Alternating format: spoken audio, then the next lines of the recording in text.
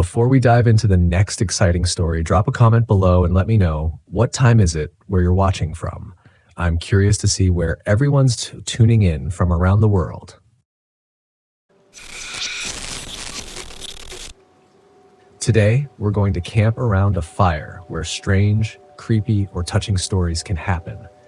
If you've ever had a memorable camping experience, whether it was fun, dramatic, or a little chilling, don't hesitate to share it with us. Send your story to email. Who knows, you might be the one to inspire thousands of people who love campfires like us.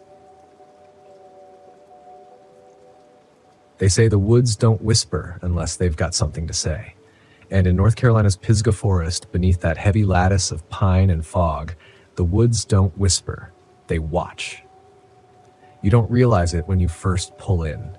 The gravel crunches under your tires like it does anywhere else. The air is crisp, smells of cedar and something earthy. You park your rig, level it out, maybe light a fire if you're feeling traditional.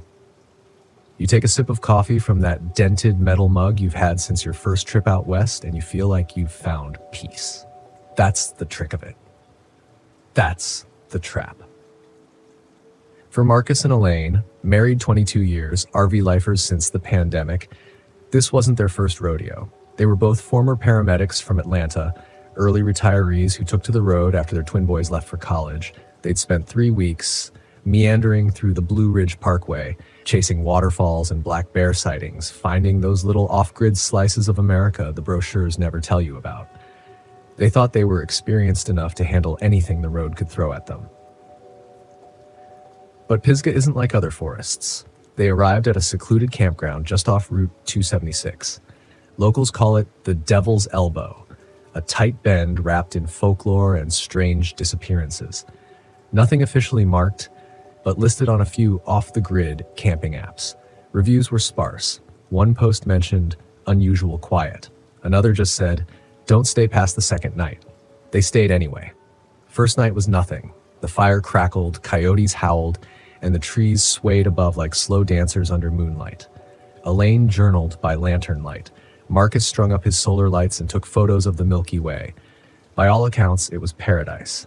But on the second night, the woods stopped moving. You don't notice it at first, how silence presses in like a weight. The frogs stop, the wind dies, and you're left with the sound of your own breath, far too loud. That night, around 2:17 a.m., Marcus heard footsteps outside the RV. Slow, heavy, crunching on gravel that shouldn't have been crunching. He grabbed his flashlight, peeked out the window, expecting to see a raccoon or maybe a bear nosing around the cooler. But the beam of his light hit nothing, just the picnic table, the fire ring, the woods, still. Watching. He locked the door, quietly, woke Elaine. "Did you hear that?" he whispered. "No. What is it?" Marcus shook his head. "I don't know, but something's out there." They stayed up for an hour, listening. Nothing, just that feeling in your gut when the air shifts, when every instinct tells you something isn't right. The next morning, Marcus found footprints around the fire pit. Bare feet. Human, but large, too large, and only one set. No tracks leading in, none leading out. Elaine didn't want to stay. She packed up the kitchen slide out like they were leaving, but Marcus, a man trained to face emergencies, brushed it off.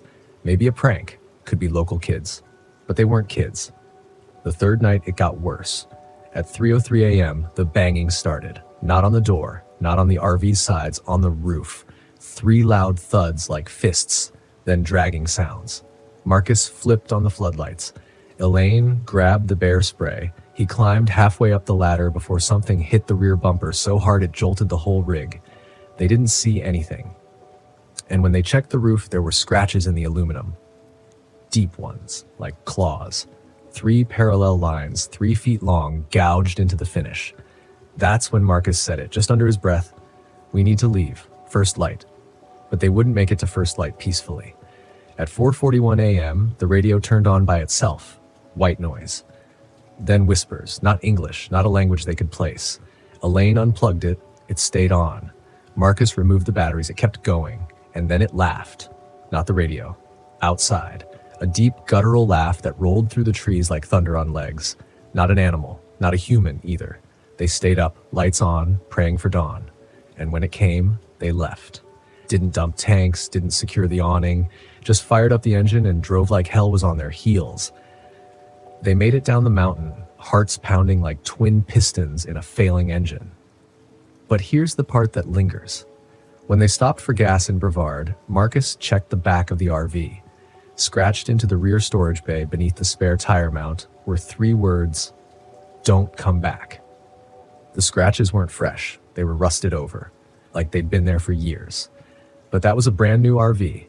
They bought it less than 6 months earlier. No one ever figured out what they saw or what saw them. They reported it to the Forest Service. Got a shrug. Probably a bear, they said. But bears don't whisper through radios. Bears don't laugh. After that, Marcus and Elaine changed their travel plans. No more boondocking in remote spots, no more secluded camps in the mountains. They stayed in well-lit KOAs and full hookup resorts, close to towns, close to people. Because sometimes the farther you go into the woods, the closer you get to something you're not supposed to see. And this wasn't an isolated story. 2 months later, an ex-military RV camper named Rick tried the same spot. Navy vet, survivalist, proud skeptic, he didn't believe in ghosts or cryptids or Appalachian folklore. He stayed one night and left behind an RV. It was found 2 weeks later by trail maintenance crews.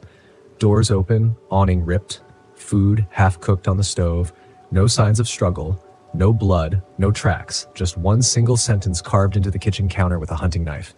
It lives in the trees. Rick was never found. Some say he walked into the forest. Others think he ran. The search dogs lost his scent 10 feet past the tree line. To this day, no one has found anything. Not bones, not clothes, not even a shoe. And yet campers keep going back. They chase that thrill. The idea that nature is wild and free and untouched. But the truth is, nature is old. Older than our stories. Older than our maps. And in places like Pisgah, it doesn't care how many miles you've logged, doesn't care how advanced your rig is. Nature remembers. It remembers who doesn't respect it. And it has ways of reminding us. So if you ever find yourself on Route 276 and you see that unmarked turnout near Devil's Elbow, keep driving, because the forest doesn't forget. And some RVs never leave. Some RVs never leave, not because of flat tires or engine trouble, but because something out there wants them to stay. And not like a welcoming host. No, like a spider who feels the tremble of its web. I met a man named Daniel in a campground outside Asheville. Older guy, long beard, walked with a limp that he never explained. He was the kind who kept mostly to himself, didn't use social media, lived full-time in his RV with his dog, Jasper. I'd seen him several times over the years, always quiet, respectful, didn't say much unless you asked, Diki. That changed the night I brought up Pisgah. I didn't even say the name. Just mentioned the Devil's Elbow by accident while talking about F. Daniel went pale. Face drained, jaw locked, lips pressed like he was swallowing glass. Jasper started growling, low and steady, like he'd smelled something that didn't belong. "You ever stay there?" I asked. He shook his head. "Once, never again." Then he told me. 15 years earlier, he'd been traveling with his wife, Carla. They were new to the RV life. Back then, everything felt like freedom. Gas was cheap. Time felt endless. They'd heard about the spot from another traveler who said it was the real deal, remote, pristine, untouched. And it was. For one day. Daniel said things shifted the moment the sun dipped behind the ridge. We weren't alone, he said. Could feel it. Not like animals or other campers. Something else. Something old. Didn't move like people. Didn't sound like people. That night, they heard a child crying. Over and over. Far off, deeper in the woods. Carla wanted to go help. Daniel wouldn't let her because he'd grown up in West Virginia and his grandmother used to tell him, if you ever hear a baby cry in the woods, you run. Because it's not a baby, he listened. They stayed inside. But the crying moved closer and closer until it wasn't crying anymore. It was mimicking Carla's voice, exactly, calling Daniel's name. Danny, it said. Please help me. I'm lost. And here's the thing, Carla was standing right beside him when it happened. She didn't even speak. He said she froze up, like something had pressed her soul flat against the walls of the RV, eyes wide, shaking, whispering, "That's my voice, Danny, it's using my voice." They left in the dark. Didn't even pack. Drove with the rig still hitched and the side door open. Tires screeching down that mountain, praying they wouldn't flip the whole rig into a ravine. They didn't stop until they hit a Love's Travel stop 2 hours south. And when they looked back at the RV, on the windshield, in a thick smear of mud across the driver's side, were 5 words: "You almost let her out." They never went back. Carla never slept in a forest again. Passed away 4 years later of a brain aneurysm, and Daniel swears something followed them out that night. Not a creature, not flesh and blood, something that waits, watches, whispers. After that, I started looking into old maps, talking to rangers off the record, visiting local diners where the coffee tastes like burnt dreams, but the stories flow like water. And I kept hearing the same things. Campers vanishing, trailers found abandoned, meals still hot, dogs disappearing without a trace, leashes snapped clean, and all of it clustering in that one crooked stretch around Devil's Elbow. But nobody talks about it officially. Not the rangers, not the sheriff, not the tourism board, that's for sure. Because North Carolina makes good money from outdoor travelers, from people like us, dreamers, wanderers, the brave few who trade brick walls for the horizon and the hum of the open road. They don't want to scare us, but maybe they should, because Pisgah doesn't just sit there passively. It selects. It's not random who it calls in or who it lets out. The people who disappear, they all had something in common, some kind of grief. A past that never left them, a guilt that clung to their skin, like the forest could smell it, like it fed on it. That's the real danger. It's not ghosts or monsters or legends in the trees. It's what the forest reflects back at you, your worst self, your regrets, your fear. And if you're not strong enough to face it, if you hesitate, if you blink, if you run instead of stand, then maybe you never really leave. Not entirely. I've passed that turnout 3 times since, never stopped, but I always look. And each time the forest looks back, same trees, same wind, but sometimes I see something just behind the trunks, just far enough you can't quite name it. Not man, not animal, but tall, still, watching. So I keep my RV rolling, and I remember the lessons that place carved into every survivor who made it out. Never camp without researching the land's history. Never ignore your gut, even when logic tries to talk you down. Never assume being armed will save you. And never follow a voice in the woods. Because the most dangerous places in America aren't haunted hotels or old prisons. They're the silent places, the beautiful ones, the ones with no cell signal and perfect stars, the ones that wait. So when you plan your next RV trip and you feel that pull toward the unknown, stop and ask yourself, are you chasing adventure or are you being lured? Because not every trail was meant to be followed, not every mountain wants to be climbed, and not every campground is meant to be found. There are places that welcome you, and places that invite you for a different reason. So pack wisely, travel bravely, and above all else, listen. Because the woods don't always whisper, but when they do, it's never for your benefit. But when they do, it's never for your benefit. They whisper because they know something about you that you haven't admitted to yourself. They know your weaknesses. They know where your mind goes when the fire burns low and the night settles in. That's the thing about traveling in an RV. You can run from a job, from a city, even from people, but you can't outrun who you are. And in the wrong place, in the wrong forest, that becomes the most dangerous thing of all. A few months ago, I heard from a couple named Tanya and James. New to RV life, mid-30s, had just quit their corporate jobs to travel full-time with their 2 daughters, Emma and Lily. They were careful, thoughtful people, the kind who mapped out their routes weeks in advance, read every campground review, installed every security camera and motion sensor you could get off Amazon.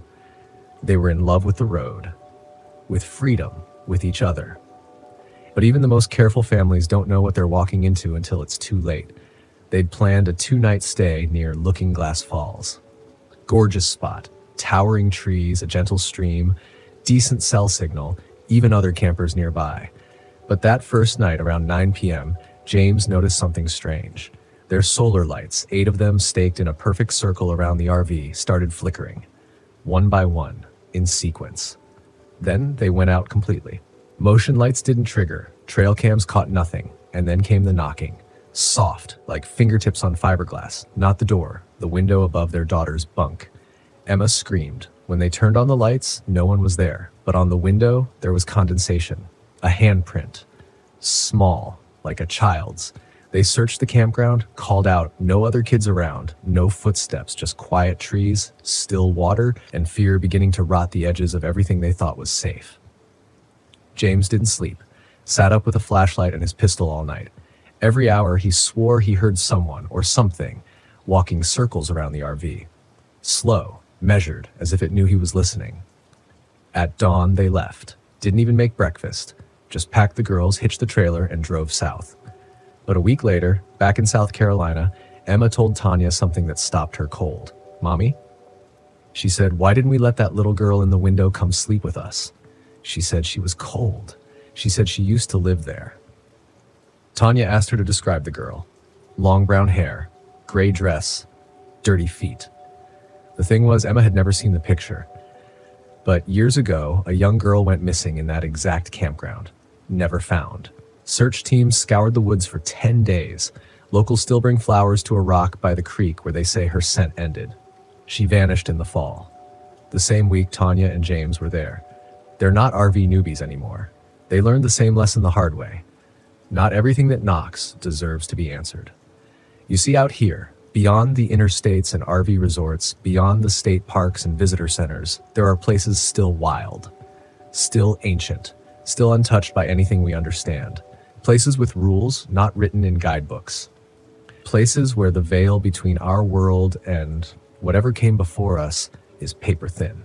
And those places don't care how well you planned your trip. They don't care if it's your first time backing into a site or your 1,000th sunrise on the road. They don't care about your Starlink, your propane supply, or your retirement dream. They care about something deeper. They care about your fear, because fear is a language. And in some corners of North Carolina, it's the only language that speaks. So what do? Do you stop traveling? Do you sell your rig? Move back into a house with 4 walls and a deadbolt and pretend nothing ever happened? No. You don't run. You learn. You grow harder, wiser. Because the road isn't just about freedom, it's about resilience. It's about understanding that beauty comes with risk, that the wild comes with teeth, and most of all, that you are responsible for your own protection, for your preparation, for your choices. You learn to trust your instincts more than any app. You learn to talk to the locals, to study the land, to feel the energy of a place before you stake the night. You become a student of the silence, because silence always says something. Sometimes it means peace. Sometimes it means warning. And out here, you'd better learn the difference. So if you're driving through the Carolinas with the dog asleep in the passenger seat and the kids counting hawks through the window, and you see the fog settle thick over the treetops, pay attention. If your lights flicker and your radio hisses and the woods fall too quiet too fast, pay attention. If your GPS glitches or your gut whispers "don't stop here," or your headlights catch something tall and still between the trees, pay attention. That's not superstition, that's survival. Because the most dangerous place to camp isn't the one with bears. It's the one that invites you in with perfect silence and waits for you to stop listening. That's the lesson Pisgah gave to Marcus, to Elaine, to Daniel, to Tanya, James, and their daughters. And now, to you. So keep your tank full, keep your lights charged, keep your wits sharper than any blade in your drawer. And above all else, respect the woods. Not because they're beautiful, not because they're old, but because sometimes they remember you, even when you forget them. Safe travels, fellow wanderers. Stay brave, stay sharp, and never camp blind. Because out here on the road, it's not just about where you go, it's about what follows you home. I never thought my life would take such a twisted turn when I decided to spend a weekend RV camping in the remote forests of Montana. It was supposed to be a break from the grind, a chance to disconnect and find some peace. But as I write this, I realize peace was the last thing I found. The drive was long but scenic. Towering pines lined the road, and the distant mountains loomed majestically, their peaks dusted with the last remnants of snow. I found a perfect spot near a clear, burbling stream, set up my RV, and settled in for what I hoped would be a weekend of solitude and reflection. I've always been a bit of a loner, preferring the company of nature over people. My backstory isn't particularly tragic, but I've had my share of hardships, a messy divorce, a career that's gone nowhere, and a general feeling of discontent. All of this had led me to the quiet wilderness in search of some clarity. The first day was uneventful. I spent it hiking, fishing, and simply enjoying the fresh air. It was the kind of tranquility I had been craving. As the sun dipped below the horizon, I made a small fire and cooked the fish I'd caught, feeling more at ease than I had in months. The night was silent, except for the occasional rustle of leaves and the distant hoot of an owl. I went to bed early, looking forward to another peaceful day. I woke up to a faint buzzing sound. My old friend Paul had warned me about the mosquitoes in these parts, but this was different. I dismissed it as a fly and went about my morning routine. After breakfast, I decided to explore a bit further. I packed a small bag with water, a map, and some snacks, then set off into the forest. The deeper I went, the denser the forest became. Sunlight barely penetrated the thick canopy overhead, casting eerie shadows on the forest floor. I was so caught up in the beauty of the place that I didn't notice how far I had wandered. It was only when I stumbled upon an old, abandoned cabin that I realized I had ventured much further than I intended. The cabin was a relic from another time, its wooden walls weathered and moss-covered. Curiosity got the better of me, and I decided to take a look inside. The door creaked ominously as I pushed it open, revealing a dusty interior. The furniture was sparse. A rickety table, a couple of chairs, and an old wood-burning stove. It looked like no one had set foot there in decades. I was about to leave when I noticed something odd. On the table lay a stack of old photographs, yellowed with age. They depicted a family, a man, a woman, and 2 children, posing in front of the very cabin I was standing in. The last photo sent a chill down my spine. It showed the family again, but this time their expressions were somber, almost fearful, and a third man stood behind them, his face partially obscured by a hat. As I examined the photos, I heard a noise outside. My heart raced as I peered through the window. Standing just a few feet from the cabin was a man, tall and broad-shouldered, with a weather-beaten face and piercing eyes. He was staring right at me. Panic set in, and I bolted out the back door, running as fast as I could through the dense forest. I didn't stop until I was sure I had lost him. Gasping for breath, I looked around, realizing I was completely lost. My sense of direction had deserted me, and I had no idea how to get back to my RV. The sun was already beginning to set, and I knew I had to find shelter for the night. I wandered aimlessly until I found a small clearing. Exhausted, I decided to camp there. I didn't have a tent, but I managed to build a small shelter with branches and leaves. It wasn't much, but it would have to do. I spent a sleepless night, jumping at every sound, convinced the man from the cabin was hunting me. Morning came, and I set off again, hoping to find my way back. The forest was a labyrinth, and every tree looked the same. I stumbled upon a narrow path and decided to follow it, praying it would lead me to civilization. After what felt like hours, I emerged into another clearing, this one with a small stream running through it. I knelt down to drink, my parched throat grateful for the cool water. That's when I heard it, a soft rustling in the bushes. I turned slowly, my heart pounding. The man from the cabin was there, just a few feet away. He didn't say a word, just stood there watching me. I tried to stay calm, but fear got the better of me, and I took off running again. This time he followed. I ran blindly through the forest, branches whipping against my face, my breath coming in ragged gasps. I stumbled and fell, my ankle twisting painfully. Desperation set in as I tried to crawl away, but he was there in an instant, towering over me. "Please," I begged. "I don't want any trouble." He stared at me for a moment, then spoke in a low, gravelly voice. "You shouldn't have come here." He grabbed me by the collar and hauled me to my feet. His grip was like iron, and I knew there was no escaping him. He dragged me through the forest, back toward the cabin. I struggled, but it was no use. He was too strong. When we reached the cabin, he shoved me inside and tied me to one of the chairs. My mind raced, trying to think of a way out, but nothing came. He sat across from me, his eyes cold and calculating. "Why are you doing this?" I demanded. He didn't answer right away. Instead, he pulled out a knife and began to sharpen it methodically. The sound of the blade against the whetstone was unnerving. "People come here looking for peace," he finally said. "But this place, it has its own rules. You broke them." I didn't understand what he meant, but it was clear he wasn't going to let me go. Hours passed, and he kept me there, bound and helpless.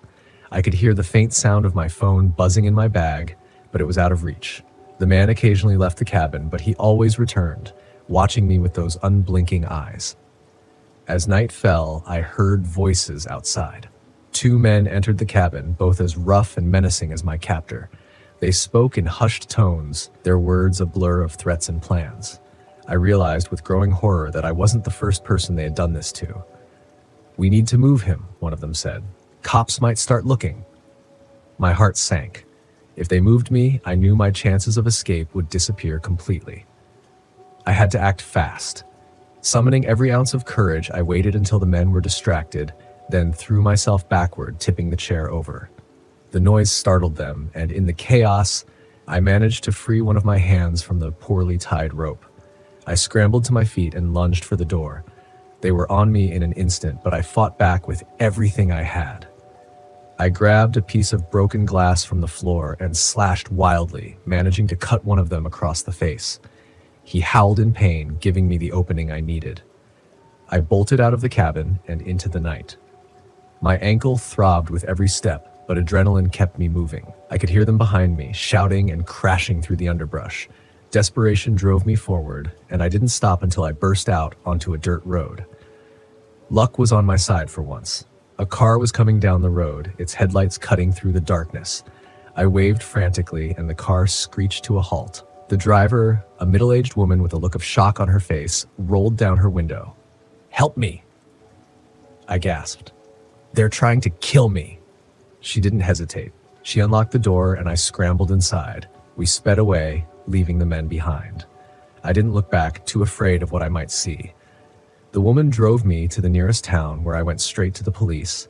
They took my statement and sent a patrol out to the forest, but I never heard what happened after that.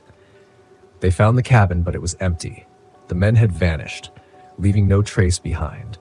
I never returned to the forest. The memory of that weekend still haunts me, but I try not to dwell on it. Life goes on, and I've learned to appreciate the simple things: a quiet evening at home, the company of friends, the safety of familiar surroundings. Sometimes when the night is still and the wind rustles the trees, I think back to that cabin and wonder about the men who hunted me. But I don't let it consume me. I survived, and that's enough. Before we dive into the next exciting story, drop a comment below and let me know, what time is it where you're watching from? I'm curious to see where everyone's tuning in from around the world. Not many people understand the silence of the deep woods at night. My name is Jeremy Harris, and back in 2018, I found myself trekking through the Carpathian Mountains of Romania. It's funny, while most folks picture Green Berets diving out of planes or sneaking into enemy compounds, I was more likely to be found with a map in one hand and a protein bar in the other, cursing under my breath about blisters. I was part of a small team sent to locate a missing NATO reconnaissance unit. They'd gone radio silent in a region notorious for its rugged terrain and folklore that locals whispered about, but never fully explained. My teammates, Lysander Cole and Magnus Reed, were seasoned professionals with a penchant for dark humor. Lysander once joked that if the army didn't pay us, he'd do this job for free, just for the storytelling rights. Magnus was the quiet type, but had a laugh that could shake leaves off trees. The mission seemed straightforward: hike in, find the missing soldiers, and get out. But as any soldier will tell you, straightforward is military slang for something's bound to go wrong. We started our ascent at dawn, the forest canopy above us filtering the sunlight into a mosaic of greens and golds. The air was crisp, carrying the scent of pine and damp earth. It would have been almost idyllic if not for the uneasy feeling gnawing at the back of my mind. "Did you hear the one about the soldier who quit his job to become a baker?" Lysander piped up. "He couldn't make enough dough," I chuckled. "Keep your day job, Cole." Magnus smirked, but kept his eyes on the trail. "Save the jokes for when we're not hunting ghosts." "Who said anything about ghosts?" I asked. Lysander shrugged. "Locals did. Said the mountains are alive with spirits and creatures that don't take kindly to uninvited guests." "Superstitious nonsense," Magnus muttered. We pressed on, but the farther we went, the more the forest seemed to close in around us. The trees grew taller, their branches intertwining like skeletal fingers. The underbrush thickened, and the usual sounds of wildlife faded into an oppressive silence. By late afternoon, we reached the coordinates where the unit was last reported. The area was a small clearing with a babbling brook cutting through it, but something was off. Equipment was strewn about, rifles, torn backpacks, scattered rations, but no sign of the soldiers. "Stay sharp," I said, scanning the perimeter. Lysander knelt to inspect a rifle. "Safety's off. They left in a hurry." Magnus moved toward a torn backpack, lifting it carefully. "Claw marks." I frowned. "Bears?" He shook his head. "Too large, and bears don't usually attack groups unless provoked." "Maybe they were provoked," Lysander suggested. "Spread out," I ordered, "but stay within sight." We combed the area, looking for any clues. Then I saw it, a set of tracks leading into the denser part of the forest. They were unlike anything I'd seen before. The footprints were elongated, with 4 distinct toe marks and deep impressions suggesting significant weight. "Guys, take a look at this," I called out. They joined me, and Lysander let out a low whistle.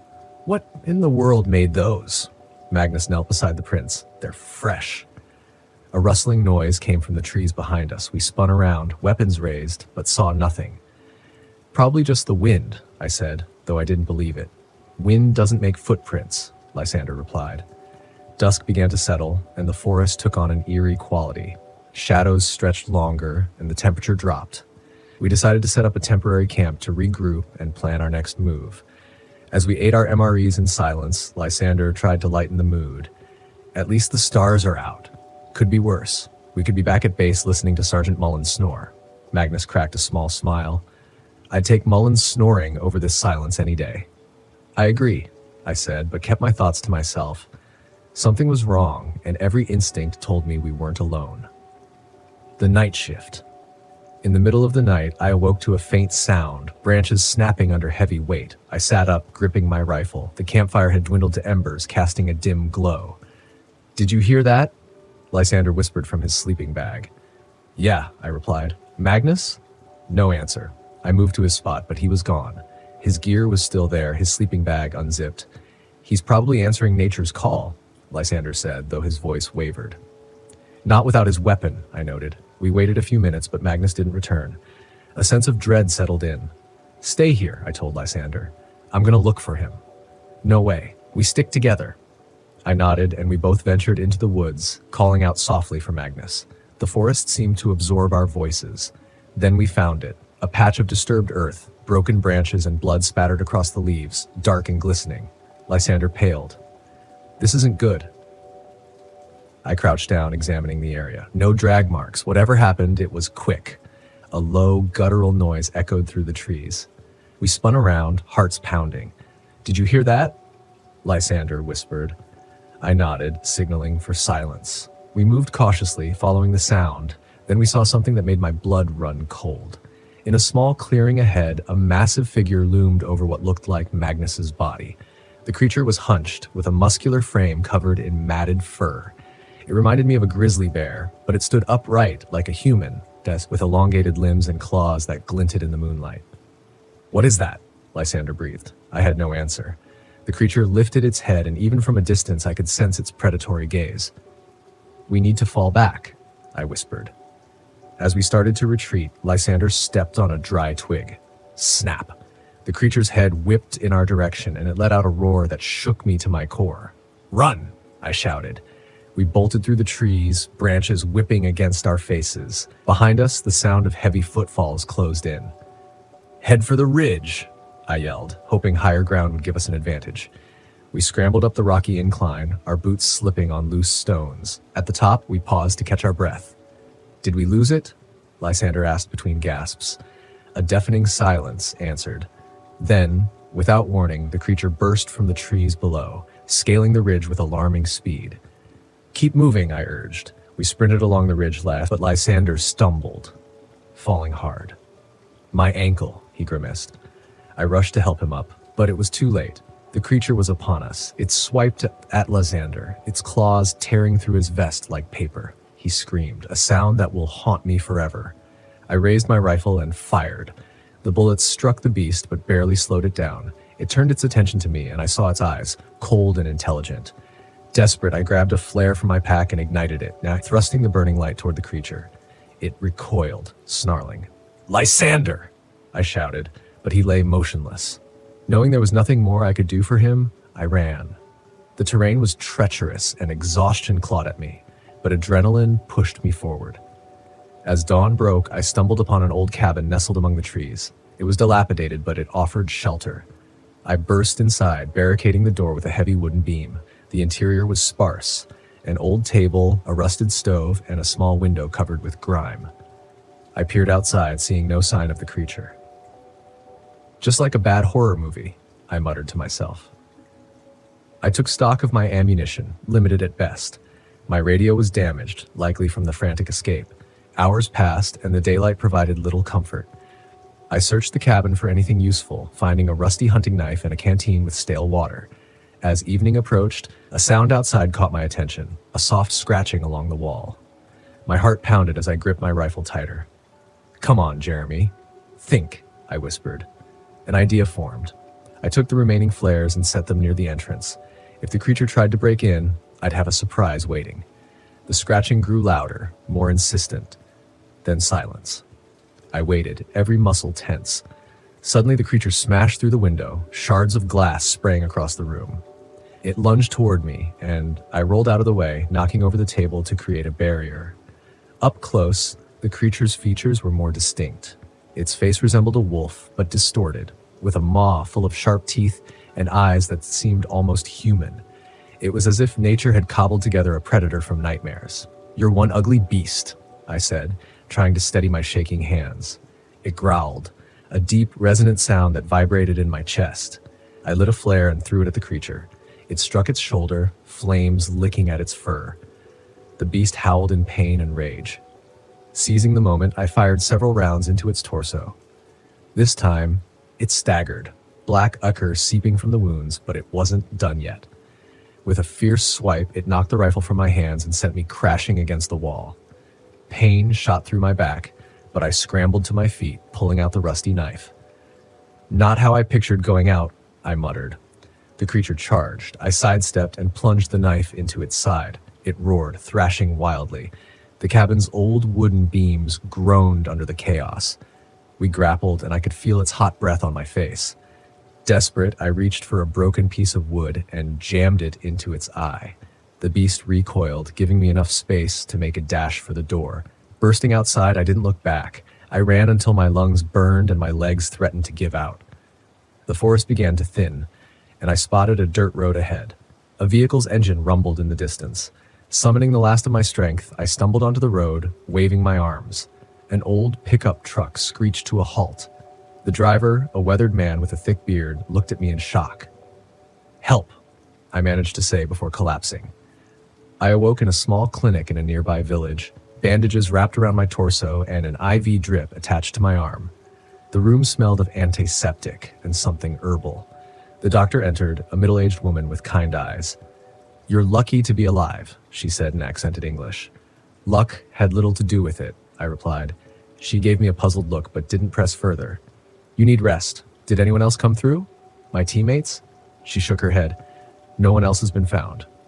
I closed my eyes, a mix of sorrow and relief washing over me. A week later, I was debriefed by military officials. They pressed for details, but I could tell they were skeptical of my account. "It was some kind of animal," I insisted. "Nothing I've ever seen before."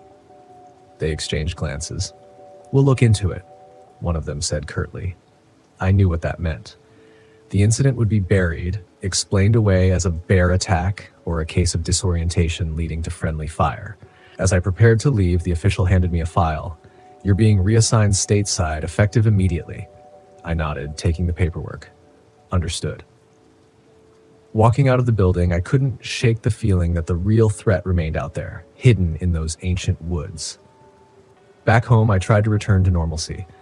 One evening, I visited a local bar, hoping a drink might dull the edges of my memories. As I sipped my whiskey, a news report flashed on the TV about unexplained livestock deaths in rural Romania. I smirked wryly. "Looks like they're still having animal problems," I muttered. The bartender raised an eyebrow. "You say something?" "Just talking to myself," I replied. He chuckled. "Careful with that. People might think you're crazy." Crazy wouldn't be the first time. I left the bar and stepped into the cool night air. Stars dotted the sky, indifferent to the troubles below. As I walked down the quiet street, a stray dog crossed my path. It paused to look at me, its eyes reflecting the streetlights. "Not tonight, buddy," I said, giving it a wide berth. Reaching my apartment, I unlocked the door and entered the familiar surroundings. Tossing my keys on the table, I glanced at the stack of unread mail. Among the envelopes was a postcard with no return address. It featured a photograph of the Carpathian Mountains. I turned it over. Scrawled in neat handwriting were the words, "Some things are better left alone." I stared at the card, a mix of confusion and unease settling in. Was it a warning? A threat? Shaking my head, I decided I'd had enough mysteries for one lifetime. I tore the postcard in half and tossed it in the trash. "Curiosity killed the cat," I muttered, heading to the kitchen. As I opened the fridge, I noticed a small scratch on my forearm, probably from the scuffle in the cabin. It had almost healed but left a thin, pale line. I shrugged it off. Just another scar to add to the collection. The phone rang, jolting me from my thoughts. I answered, half expecting it to be a wrong number. "Mr. Stone?" a voice asked. "Speaking. This is Dr. Kovat from the clinic in Romania. I wanted to inform you that we've analyzed the samples you left behind." I frowned. "Samples?" "Yes, the tissue you extracted from the animal." "I didn't leave any samples." There was a pause. "Perhaps there's a misunderstanding.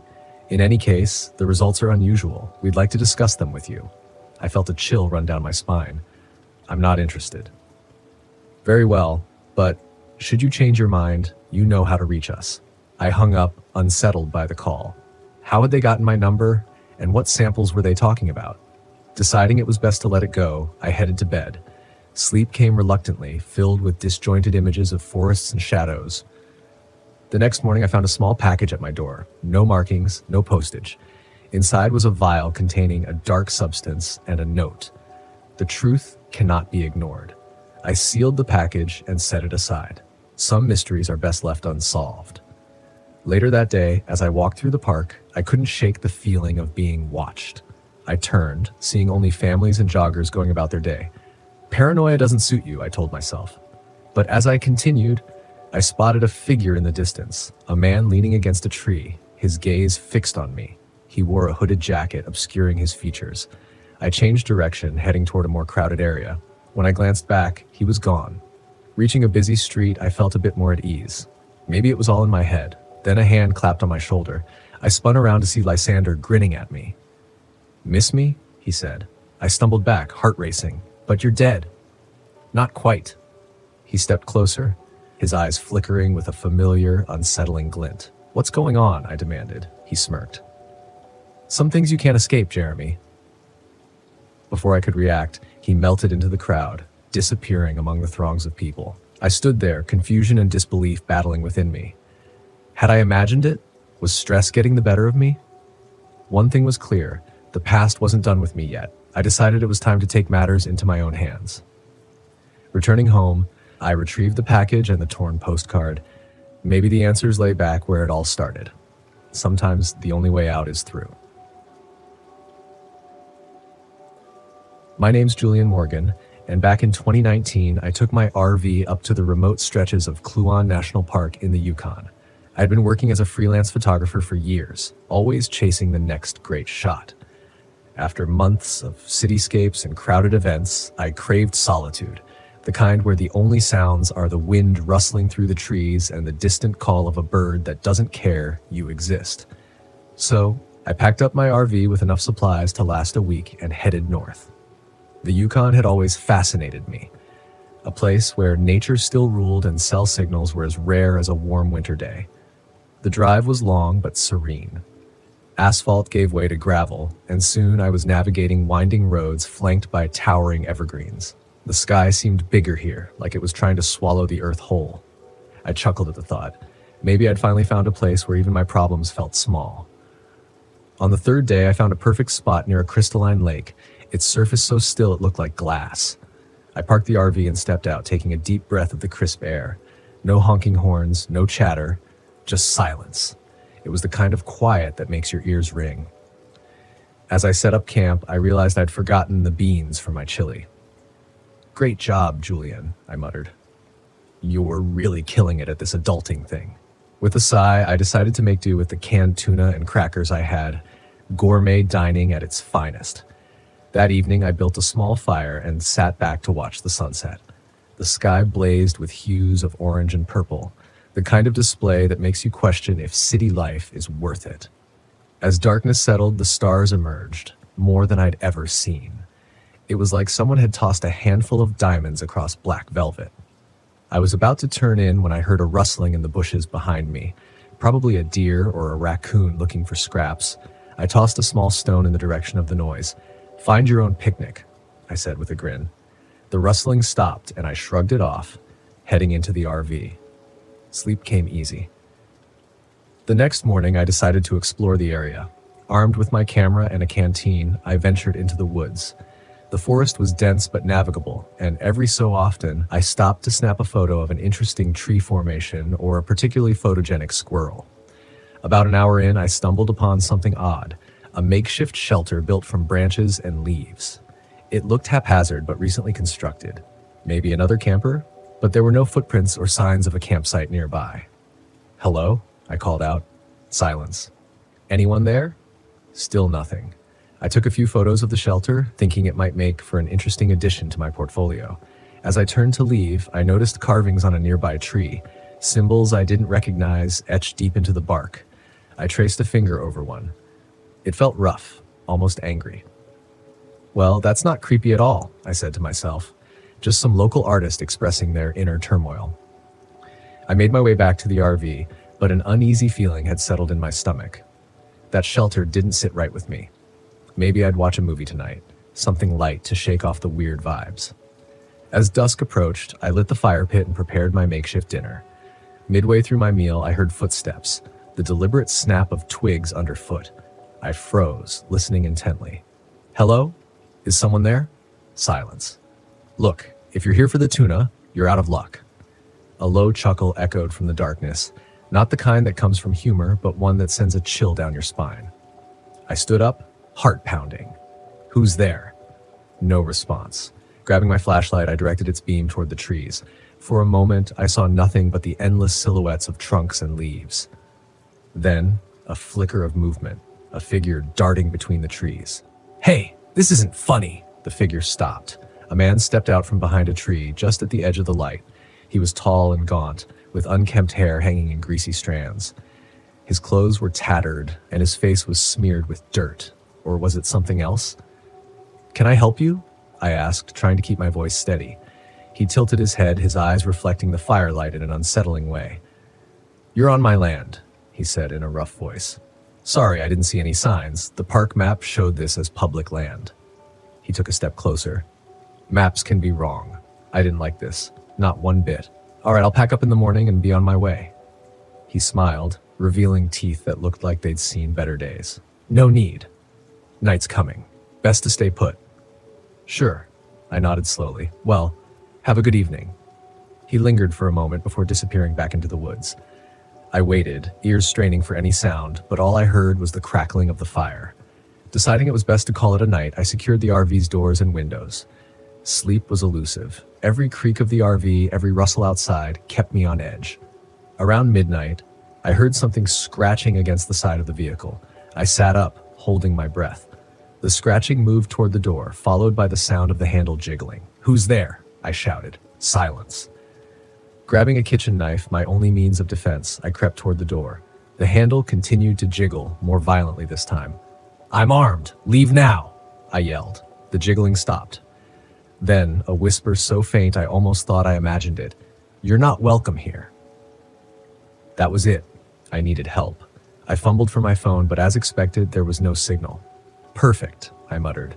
I should have invested in that satellite phone instead of the new lens. Gathering my courage, I decided to wait until dawn before making a move. But the night had other plans. A loud thud resonated from the roof of the RV. Then another. It sounded like someone or something was walking atop the vehicle. I looked up, eyes wide as dents formed in the ceiling with each step. The vents rattled and I could hear that same low chuckle. "Get off!"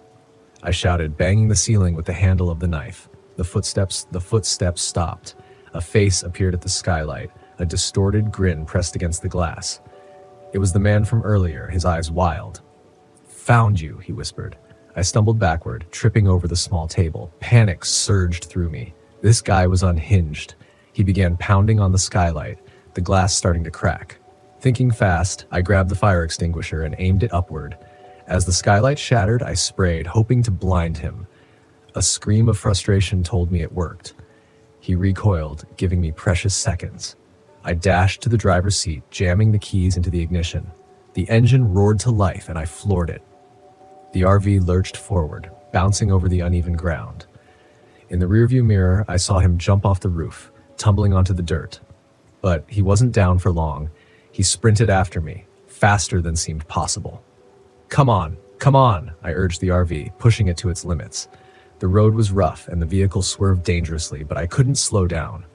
Trees blurred past as I navigated the narrow path, branches scraping against the sides like skeletal fingers. Up ahead, I saw a fork in the road. Left or right? With no time to think, I veered left, hoping it would lead me back to the main road. The path narrowed, and the RV struggled over the rugged terrain. Suddenly, a figure appeared in the headlights. Another man, equally disheveled, holding a rifle. I swerved to avoid him, the RV skidding sideways and coming to a halt against a tree. The impact dazed me, but I couldn't stop. The man with the rifle approached, aiming directly at me. "Step out slowly," he commanded. Trapped, I raised my hands and exited the RV. "Look, I don't want any trouble," I said. He eyed me coldly. "You're trespassing." I didn't know. I was just leaving. A sharp pain exploded in the back of my head, and everything went black. When I came to, I was in a dimly lit cabin, wrists bound to a chair. My head throbbed, and my vision was blurry. The two men stood before me, conversing in low tones. "He's awake," the first one said. "The man from the campsite." "Good," replied the one with the rifle. "Saves us the trouble of dragging him around." "What's going on?" I croaked. They turned to me. "You're on our land," the rifleman said flatly. "I didn't see any signs," I protested. "Don't need signs when you enforce the rules yourself," he sneered. "Look, I'll leave. You'll never see me again." The first man chuckled, a harsh, grating sound. "Oh, we know." I glanced around, searching for any means of escape. The cabin was sparse, an old table, some hunting gear, and mounted animal heads that had seen better days. "Why are you doing this?" I asked, trying to keep them talking. The rifleman leaned in. "Outsiders bring problems. We keep to ourselves out here. No one comes poking around unless they're looking for trouble." "I'm just a photographer. I was camping, that's all." "Don't matter," the first man said. "You've seen too much." "Seen what? I haven't seen anything." They exchanged a glance. "Maybe we should show him," the rifleman suggested. They dragged me outside, the cold air biting against my skin. The sun was beginning to rise, casting a pale light over the clearing. What I saw made my stomach churn. Several shallow graves dotted the area, some freshly dug. Wooden markers bore no names, just those same strange symbols I'd seen carved into the tree. "You're burying people out here?" I whispered. "Just those who don't belong," the first man replied. I felt a surge of adrenaline. If I didn't act now, I'd end up in one of those graves. As they debated my fate, I noticed a hunting knife strapped to the rifleman's belt. Summoning every ounce of courage, I lunged forward, knocking him off balance. We tumbled to the ground, and I grabbed the knife, slicing through the bindings on my wrists. The other man grabbed for me, but I slashed wildly, forcing him to step back. I scrambled to my feet and sprinted toward the trees. Bullets whizzed past me, thudding into the trunks. "You can't run forever," one of them shouted, but I didn't need forever, just enough time to put distance between us. The forest was a maze, but adrenaline sharpened my senses. I weaved through the trees, jumping over roots and ducking under branches. The sound of pursuit grew fainter. Up ahead, I spotted a river. If I could cross it, maybe I could throw them off my trail. The water was icy, but I didn't hesitate. Wading into the current threatened to sweep me away, but I pushed forward, reaching the other side. I collapsed on the bank, gasping for breath. My clothes were soaked, and the cold seeped into my bones, but I couldn't stop. I followed the river downstream, hoping it would lead me back to civilization. Or at least a road. Hours passed. My energy waned, but the fear of capture kept me moving. Just when despair began to set in, I heard it, the distant hum of traffic. Stumbling toward the sound, I emerged onto a paved highway. A truck was approaching, and I waved frantically. The vehicle slowed, and the driver, a middle-aged woman with kind eyes, rolled down her window. Good heavens, are you all right? Please, I need help. There are men after me. Get in, she said without hesitation. As we sped away, I kept glancing back, half expecting to see them burst from the tree line. She drove me to the nearest towns where I contacted the authorities. I told them everything, the campsite, the men, the graves. A police team was dispatched to the area. Days later, they informed me that they found the cabin but no sign of the men or the graves I described. It was as if they'd vanished, but I knew what I'd seen. Determined to find answers, I did some digging. Local records mentioned a family, the Crothers, who'd lived in the area decades ago. Known for their reclusiveness and hostility toward outsiders, they'd been implicated in several disappearances, but never charged. Further research uncovered that the two brothers, Eli and Jonas Crowther, had inherited the land, but were thought to have died years ago in a cabin fire. But they hadn't. They were still out there, protecting their land in their own twisted way. In the final report, I received a handwritten note. Be cautious. Some histories are best left buried. I realized then that Eli and Jonas Crowther were more than just shadows of the past. They were very real, and they knew how to disappear when needed. As I folded the report, a dark thought settled in my mind. If they were still out there, how many others had stumbled into their trap? But that was a question I wasn't eager to answer. My name's Nathaniel Gibson, and in 2022, I found myself caught in one of the strangest, most twisted nights of my life. While camping out near the edge of Crater Lake National Park, I'd like to tell you this was just a roughing it trip. But the truth is, I decided to try out a new RV I got off my cousin Derek, who's known for selling almost new gear that barely holds together. The RV was old, dented, and probably in worse shape than my beat-up station wagon, but hey, a deal's a deal. I'd been running from my city life, or at least I was trying to convince myself I needed a break from it. A week with nothing but trees, my lopsided camp stove, and a folding chair sounded great on paper. In real life, it was lonely as all hell. The first couple of days, I busied myself with hiking and cooking sad attempts at camp food, which mostly involved canned chili and things I could stab with a stick over the fire. But by the third day, I was beginning to realize why folks don't typically spend much time out here alone. Now, Crater Lake is a beautiful place, but it's isolated. You don't have the crowds of Yosemite or Yellowstone. It's quieter. I spent a lot of time listening to every little crackle and crunch in the trees, figuring it was either a bear or maybe a ranger who'd gotten a whiff of my chili experiments and was ready to fine me for culinary crimes. Then on the fourth evening, I heard the sound. It was sharp, sudden, like metal scraping against metal. The RV had been creaking and rattling since I got it, but this noise was different. I froze. As I strained to listen, it stopped. I laughed at myself, figured I'd probably just hit my paranoia peak, and turned back to the fire. I threw in another log, settled back, and let the quiet wrap around me. An hour later, I heard it again, but this time it was closer. "Hey, who's there?" I called out, hoping it was maybe just another camper who'd taken a wrong turn. Silence. The fire crackled as I scanned the tree line. There was nothing but shadows. I was about to chalk it up to the forest playing tricks on me when my eye caught a glint of something metallic. The gleam was low to the ground, moving slowly as if someone was crawling just beyond the reach of the firelight. My throat went dry. I held my breath, feeling the hairs on the back of my neck rise as the figure came into view.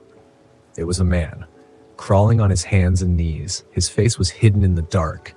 He was holding something, dragging it along the ground with a scraping sound that made my teeth clench. I took a step back toward the RV, my hand fumbling for the handle.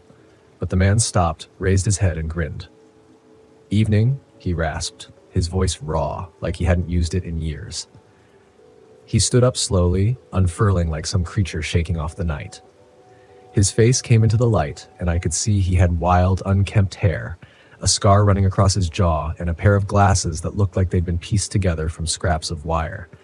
He wore a dark trench coat, its pockets sagging with heavy, uneven bulges. "Lost?" I managed, trying to keep my voice steady, though I could feel my hand trembling on the RV handle. He tilted his head, that grin stretching wider. "No, not lost. Just looking for company." I forced a laugh. Well, I'm kind of in the middle of my own thing here. You've got a pretty nice setup, he nodded toward the RV, then at the fire. Real cozy. Yeah, I like it, I said, trying to sound casual, though every instinct was screaming for me to get inside, lock the door, and drive the hell out of there.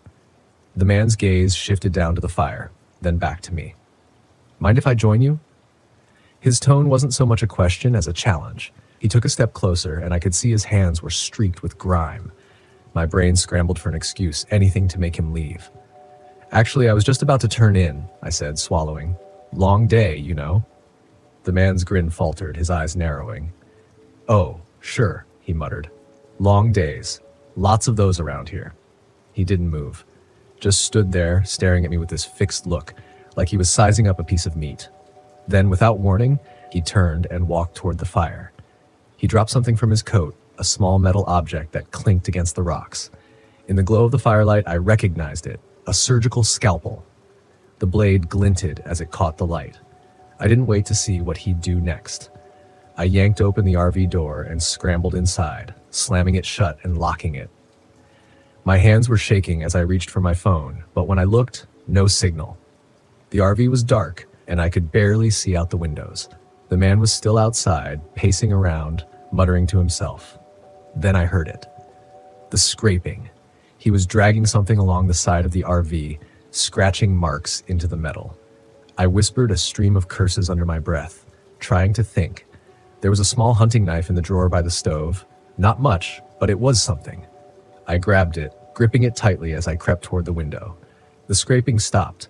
Then, a tap at the window. He was there, peering in, his face twisted in that same grin.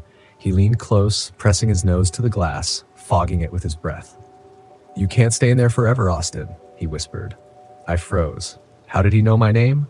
I don't remember making the decision. 1 second, I was frozen in fear. The next, I was lunging for the RV's driver's seat, jamming the keys into the ignition. The engine roared to life. I threw it into gear and tore out of there without a second thought. I could see him in the side mirror, standing by the fire, watching me drive off. His face was a pale smear in the rearview as he disappeared into the dark. I thought that was it, that I'd made it. But 10 minutes later, as I was driving down the winding forest road, I caught a glimpse of headlights in the mirror. My stomach sank. I sped up, but the car behind me matched my speed, tailing me close enough that I could see the outline of the driver's face. It was him. Come on, I muttered, slamming my foot on the gas. The RV rattled and groaned, barely holding together as I pushed it faster down the road. Ahead, the road split in two directions. I didn't have time to think. I veered right, hoping it would throw him off. But his headlights followed, the glare growing closer, brighter. The RV shuddered, the wheel bucking in my hands as I struggled to keep control. The road narrowed, trees closing in on either side, branches scraping against the sides like claws. Then, just as the road took a sharp curve, his car swerved, slamming into the side of the RV with a force that sent me crashing against the door. The RV spun, tires skidding on the gravel, and I fought to keep it from flipping as it lurched to a stop. Silence. My head was ringing, my hands white-knuckled on the wheel. I looked up, expecting him to be right there, waiting. But his car had stopped a few feet behind, headlights off, just a dark shadow on the road. For a long, tense moment, neither of us moved. Then his door opened, and he stepped out, silhouetted in the moonlight. He was holding something in his hand, the glint of metal catching the light. A machete. Long and dull, nicked along the edge. I didn't have time to think. I flung open the RV door and bolted into the trees, ducking low as I ran, not daring to look back. Branches whipped at my face, the ground uneven and slippery.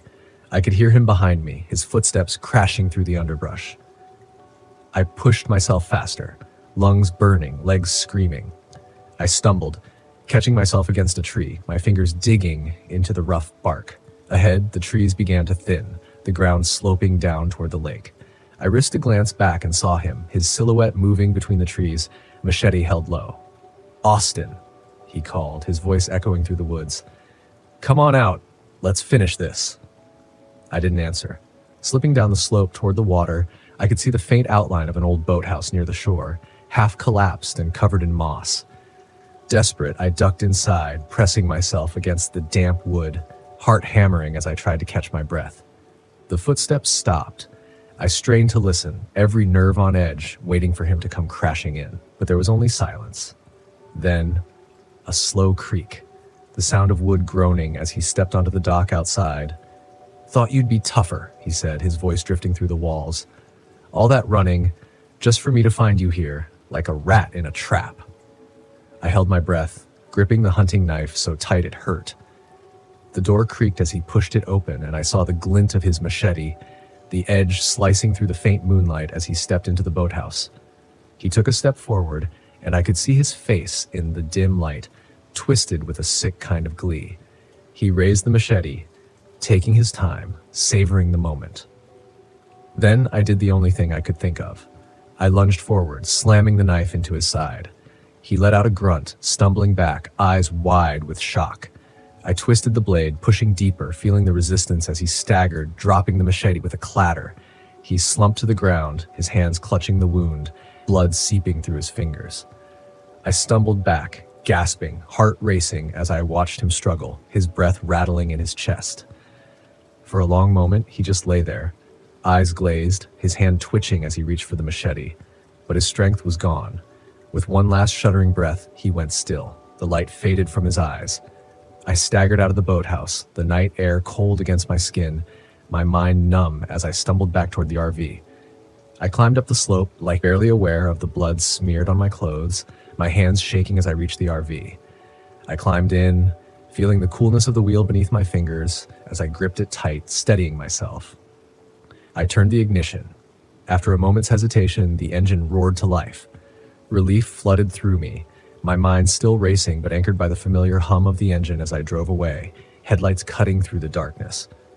I tried to process what had just happened, his face, that twisted grin, the way he'd known my name. All of it circled in my mind like some surreal nightmare.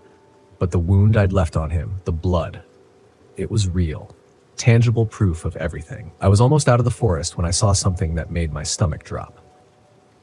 Parked by the side of the road was a dark SUV, its windows tinted, a thick layer of dust caked on the back. Emblazoned on the rear bumper was an old, nearly faded decal, Crater Lake Volunteer Search and Rescue. As I drove past, I glanced back and noticed something else, a pile of clothes and personal items scattered in the dirt nearby. I didn't stop, I couldn't. But as I kept driving, I pieced it together. He must have once been part of the search and rescue team. Maybe someone who'd ventured out to help people until something twisted him. Maybe it was isolation, or maybe he'd just seen too much. Whatever it was, it had left him hunting for company, preying on anyone who got too close to his part of the woods. I finally reached the edge of the forest, the lights of a distant highway flickering like salvation on the horizon. The RV rattled over the gravel road, every bump a reminder that I was still alive. I pushed onward, away from the darkness of Crater Lake, away from the boathouse, the blood-stained ground, and the silence that hung thick and heavy over those trees. As I merged onto the highway, I thought about making a report, about telling someone what had happened. But then I remembered his face. That smile he'd worn when he first approached me, like he'd already anticipated every move I'd make. He knew the forest, knew the ins and outs of every trail and hidden spot. By the time anyone went looking, there'd be nothing left to find. Just an empty boathouse, a pile of clothes, and an unsettling silence that would keep his secrets buried in the dark. The RV rolled on, and with each mile the forest receded, swallowed by distance and the night. "Well, I never thought I'd find myself in this mess," I said, leaning against the rough bark of an ancient oak tree. My back ached, and I rubbed the small of it absently. "My name's Eli Hooper, and I've been with the United States Forest Service for a good 20 years now. Mostly I love it, the quiet, the beauty of nature, the satisfaction of helping people who wander off the beaten path. Today's job was supposed to be routine. A hiker named Marjorie Hildy had gone missing near the edge of Redwood National Park, and I was dispatched to find her. Marjorie was a fit, experienced hiker, but even the best can take a wrong turn or slip and get hurt. I checked my gear, a radio, a map, a compass, a flashlight, a knife, and a first aid kit. Everything was in place. I also carried my old Smith & Wesson revolver. I didn't always carry it, but the dense woods around here could get hairy, and you never knew when you might run into a dangerous animal, or more rarely, an unfriendly human. Today felt like one of those days where I'd be glad to have it. I started on the trail where Marjorie was last seen, scanning the ground for tracks or signs of disturbance. The forest was dense, with towering redwoods, their ancient trunks creating a maze of shadows and light. The air was thick with the scent of pine and earth. Birds chirped overhead, and the occasional rustle in the underbrush signaled the presence of small animals.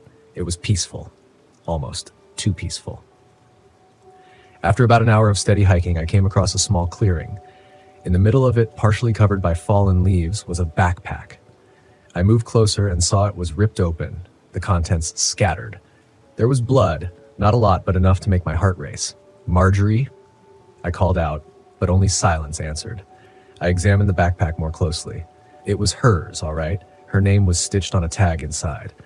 I found a few personal items, a water bottle, some trail mix, and a torn map. No phone, though. Maybe she had it on her, or it was lost in whatever struggle had taken place. My gut tightened. Something was off. I'd seen animal attacks before, and this didn't quite fit the pattern. There were no tracks, no signs of a struggle that you'd expect if a bear or mountain lion had attacked her. It was like she had just vanished. I radioed back to base to report my findings and get some backup. "This is Hooper. I've found Marjorie's backpack. There's blood and signs of a struggle. No sign of her yet. Over." "Copy that, Hooper. We'll send a team out to your location. Be careful out there." "Over." "Roger." Over and out. I clipped the radio back on my belt and took another look around. The forest was still too still. It was then I noticed something else. A faint, almost imperceptible smell, like rot and decay. I couldn't pinpoint where it was coming from, but it made my skin crawl. I followed the trail of blood further into the woods. It led to a narrow, overgrown path that wound deeper into the forest. The trees here were even denser, their branches intertwining above to create a canopy that blocked out much of the sunlight.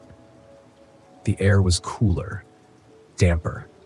About a quarter of a mile in, I found more blood smeared on the trunk of a tree. It looked like someone had been dragged. The path was getting darker, and the smell of decay was growing stronger. I unholstered my revolver, keeping it ready, but not yet raising it. My instincts were screaming at me that something was terribly wrong. Then I saw it. A flash of movement up ahead. Something large, hunched over and moving quickly through the trees. I couldn't make out what it was, but it wasn't any animal I recognized. I quickened my pace, my heart pounding in my chest. I came to another clearing and stopped dead in my tracks. There in the center was Marjorie, or what was left of her. Her body was torn apart, limbs scattered, her face frozen in a mask of terror. I swallowed hard, fighting the urge to vomit. I heard a low, guttural sound behind me and spun around, my revolver raised. There it was, the thing that had done this. It was a creature like nothing I'd ever seen, a twisted, monstrous thing with matted fur and jagged teeth. It moved on all fours, but its limbs were unnaturally long, its movements almost fluid, like it was gliding across the ground. It charged at me, and I fired. The shot echoed through the trees, and the creature let out a horrible screech, but it didn't stop. I fired again and again, emptying my revolver. The creature staggered, black ichor oozing from its wounds, but it kept coming. I turned and ran, knowing I couldn't reload in time. I could hear it crashing through the underbrush behind me, gaining on me. I stumbled, nearly fell, but kept going. The path was a blur, branches whipping at my face and arms. I burst into another clearing, this one larger with a sheer cliff at the far end. I was trapped. The creature emerged from the trees, its eyes fixed on me. It was wounded, but not enough to stop it. It snarled, a deep, resonant sound that shook me to my core. I backed up to the edge of the cliff, my mind racing. There was no way out. The creature advanced, each step measured, deliberate. It knew it had me. Then, out of nowhere, a deafening roar filled the air. A massive figure burst from the trees, tackling the creature. It was another one of those things, but larger, more powerful. They fought a violent, bloody struggle, claws and teeth tearing into flesh. I didn't wait to see who would win. I turned and scrambled down the side of the cliff, using roots and rocks to keep from falling. I reached the bottom and ran, not looking back. I ran until my lungs burned and my legs felt like they would give out. Eventually, I made it back to the trailhead where the backup team was just arriving. They looked at me, covered in dirt and blood, my eyes wild with fear. "Eli, what the hell happened?" one of them asked. "There's something out there," I said, my voice hoarse. "Something that killed Marjorie. We need to get the hell out of here." They didn't need any more convincing. We left, and I filed my report. They searched the area but found nothing. No bodies, no creatures, just the remains of Marjorie, which they attributed to a wild animal attack. But I knew the truth. Something else was out there, something that defied explanation. I quit the Forest Service a week later. They said I was traumatized, that I needed rest. Maybe they're right. All I know is I never want to set foot in those woods again. When I close my eyes, I still see that thing, its twisted form moving through the trees. And I wonder how many others have vanished in those woods, their stories never told. My name is Miles Coleman, and this story is from a year that feels like a lifetime ago. I was born and raised in the small town of Wellesley, Massachusetts. Not much happens here, which is why what I'm about to tell you is even more bizarre. It started innocuously enough. I was fresh out of college, back in my hometown, working a dead-end job at the local hardware store. Not exactly the life I'd envisioned, but hey, it paid the bills. My girlfriend, Lacey, had just moved in with me. We were both trying to save up for something better, but at least we had each other. One evening, my buddy Owen called. "Miles, you up for a camping trip this weekend? Just the guys, like old times." Owen always had a knack for pulling me out of my funk. "Sure, why not?" I replied, figuring a weekend in the woods might clear my head. Friday rolled around, and we packed up Owen's beat-up truck with all the essentials: tents, sleeping bags, food, and a decent stash of beer. It was me, Owen, Kyle, and Benny. We headed out to a spot in the Berkshires, a place we'd camped a few times before. It was remote, quiet, and far from the hassles of daily life. We got there just before dusk, set up camp, and lit a fire. The night was filled with laughter and stories. It was like we were kids again, with no responsibilities, no worries. Around midnight, I decided to hit the sack. The others were still up, talking and joking. As I crawled into my sleeping bag, their voices faded into the background, mingling with the sounds of the forest. I woke up to silence, the kind of silence that feels heavy, like the air itself is holding its breath. I checked my watch. 3 a.m. I sat up and noticed that Owen, Kyle, and Benny were all fast asleep.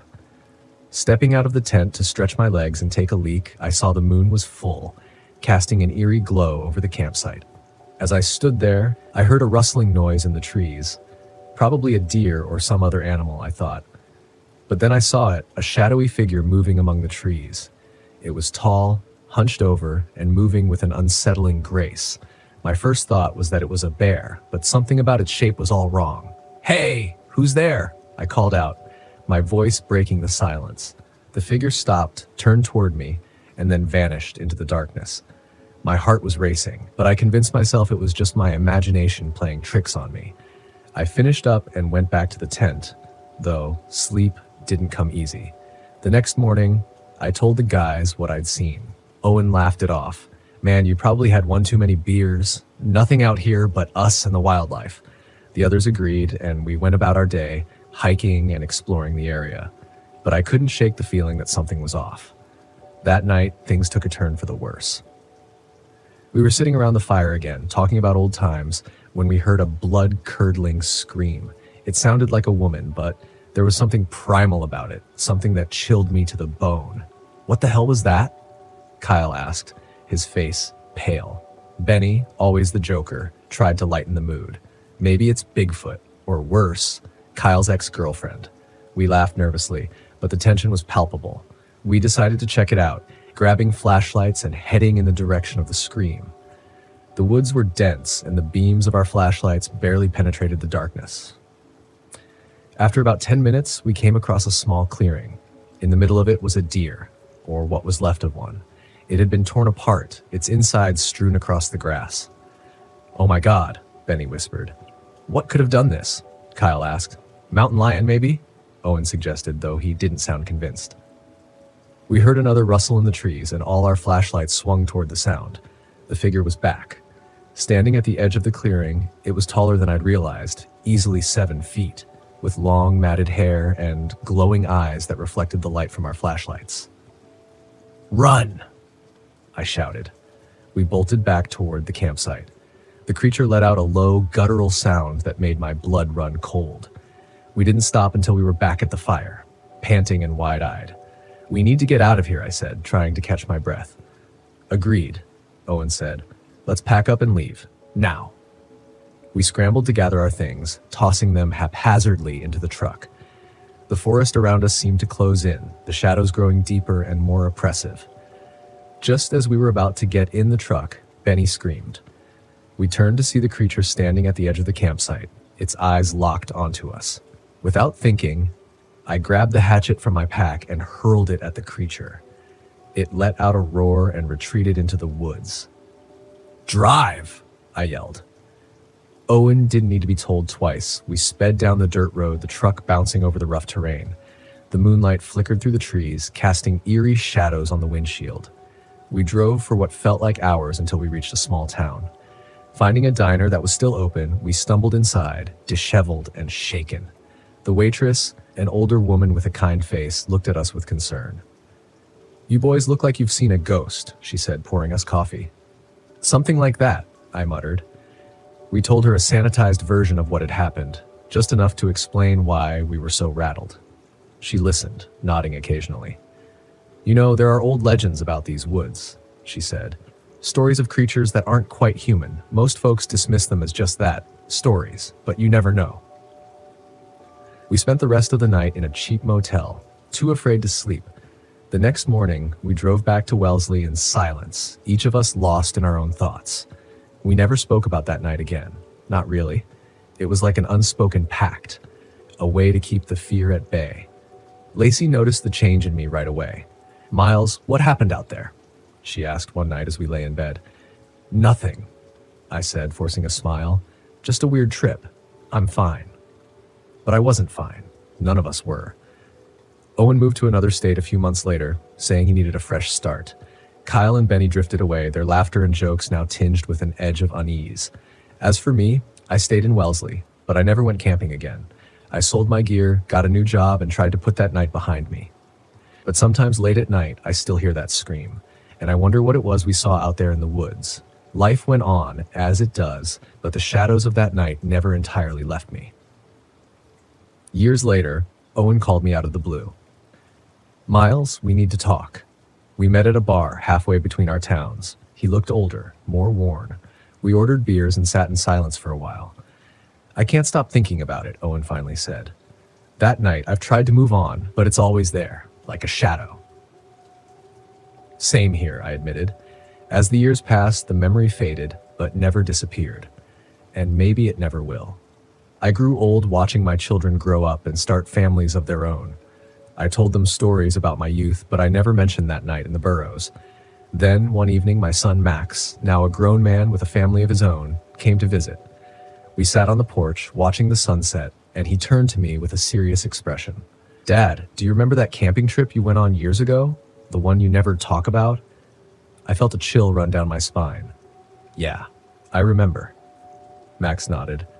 "I've been doing some research. There are stories about those woods, stories that go back centuries. People talk about seeing things, hearing screams. I think you saw something real, something that shouldn't be there." I looked at him, my heart heavy with the weight of old fears. "Maybe, but there's no point in dwelling on it. We survived, and that's what matters." Max nodded, but I could see the curiosity and determination in his eyes. "I just wanted you to know that I believe you, Dad. Whatever it was, you're not alone."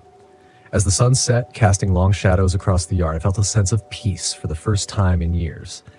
Maybe the past would never fully let go, but I had my family, and that was enough. Life is full of mysteries, some better left unexplored. I don't have all the answers, and maybe I never will. But I've learned to live with the shadows, to find light in the moments that matter, and that's enough for me. My name's Nathaniel Patel, and back in 2023, I took my trusty old RV up to the quiet stretches of Moosehead Lake in Maine.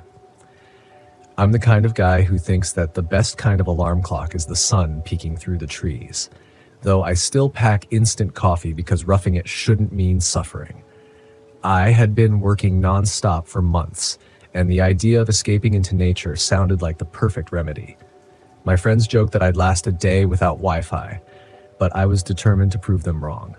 The open road was calling, and who was I to decline? The drive was smooth, with scenery that makes you forget about emails and deadlines. Pine trees lined the roads, and the air smelled cleaner with every mile I covered. When I finally reached Moosehead Lake, the sun was beginning to set, casting a warm glow over the water. It was picturesque, like a postcard you'd send just to make people jealous. I found a secluded spot by the lake to park my RV. There were a few other campers scattered around, but everyone seemed to keep to themselves. After settling in, I decided to stretch my legs and take a walk along the shoreline. The water was so clear you could see the pebbles at the bottom, and the gentle lapping of the waves was the kind of white noise that could put you to sleep. As I walked, I noticed an old man fishing off a small pier. He wore a weathered hat and had a beard that would make Santa Claus envious. I gave him a nod. "Any luck today?" I asked. He looked up, his eyes squinting against the fading light. "Plenty of fish in this lake," he replied, "but sometimes it's not about the catch." I chuckled. "Sounds like something a guy who hasn't caught anything would say." He grinned. "Fair enough, but out here, it's the peace that counts." We chatted for a bit. His name was Walter, a local who had been fishing these waters for decades. He told me about the best spots to watch the sunrise and where to find trails that weren't on any map. There was something comforting about his presence, like talking to an old friend you hadn't seen in years. As the night crept in, I headed back to my RV. I cooked up some canned chili. Not exactly gourmet, but it did the job. Settling into my camp chair, I watched as the stars began to dot the sky. Without the glare of city lights, they seemed so much brighter, almost close enough to touch. Just as I was considering turning in for the night, I heard a rustling in the bushes nearby, probably a raccoon or some other critter looking for scraps. I made a mental note to secure the trash before heading to bed. The next morning, I woke up early, determined to catch the sunrise Walter had mentioned. Armed with a thermos of coffee, I made my way to the spot, a small clearing overlooking the lake. The sky was painted in hues of pink and orange, the kind of beauty that makes waking up at dawn worthwhile. As I sipped my coffee, I noticed something floating near the shore. It looked like a bundle of clothes caught on a branch.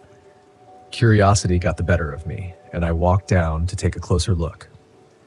As I approached, my stomach tightened. It wasn't clothes, it was a backpack. I pulled it from the water and set it on the ground. It was soaked, but I could make out a name tag, Emily. Inside, there was a wallet, some granola bars, and a map of the area. No phone, though. Maybe someone lost it while canoeing, I thought. I decided to take it back to the main campsite later, figuring someone might be looking for it. On my way back, I ran into Walter again. "Morning," I called out.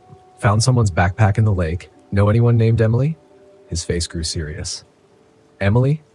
Can't say I do. Might belong to one of the hikers planning to drop it off at the ranger station." I said, "Good idea." But there was a hint of concern in his voice. The rest of the day was uneventful. I hiked one of the trails Walter had recommended and took some photos that would surely make my friends back home jealous. By the time I returned, the sun was beginning to dip again. Back at the campsite, there was a bit of a commotion. A couple of park rangers were talking to campers, showing them a photo. When they reached me, one of them asked, "Excuse me, sir, have you seen this woman?" He held out a picture of a young woman with curly brown hair and a bright smile. Underneath, the name Emily Parker was printed. My heart skipped a beat. "I haven't seen her, but I found this backpack near the lake this morning," I said, handing it over. The rangers exchanged glances. "Where exactly did you find this?" one of them asked. I pointed in the direction of the clearing right by the shore, caught on a branch. They thanked me and moved on. A missing person wasn't exactly the kind of excitement I was looking for on this trip. That evening, as I was grilling some sausages, Walter wandered over. "Heard about the girl," he said. "Yeah, it's unsettling," I replied. "Makes you realize how vast this place is." He nodded slowly. These woods have a way of swallowing people up. Gotta be careful. There was an awkward silence. To lighten the mood, I said, well, if I get lost, at least I've got enough canned chili to survive for a week. Walter gave a half smile. Just don't wander too far off the trails. As night fell, I couldn't shake the feeling that something was off. Maybe it was the missing girl, or perhaps the way Walter seemed uneasy. I decided to turn in early. Around midnight, I was jolted awake by a loud bang on the side of my RV. My first thought was that a tree branch had fallen. I grabbed a flashlight and cautiously stepped outside. The night was eerily quiet, the kind of silence that presses against your ears. I scanned the area but saw nothing unusual. Just as I was about to head back in, I heard muffled voices coming from deeper in the woods. Hello? I called out. Is someone there?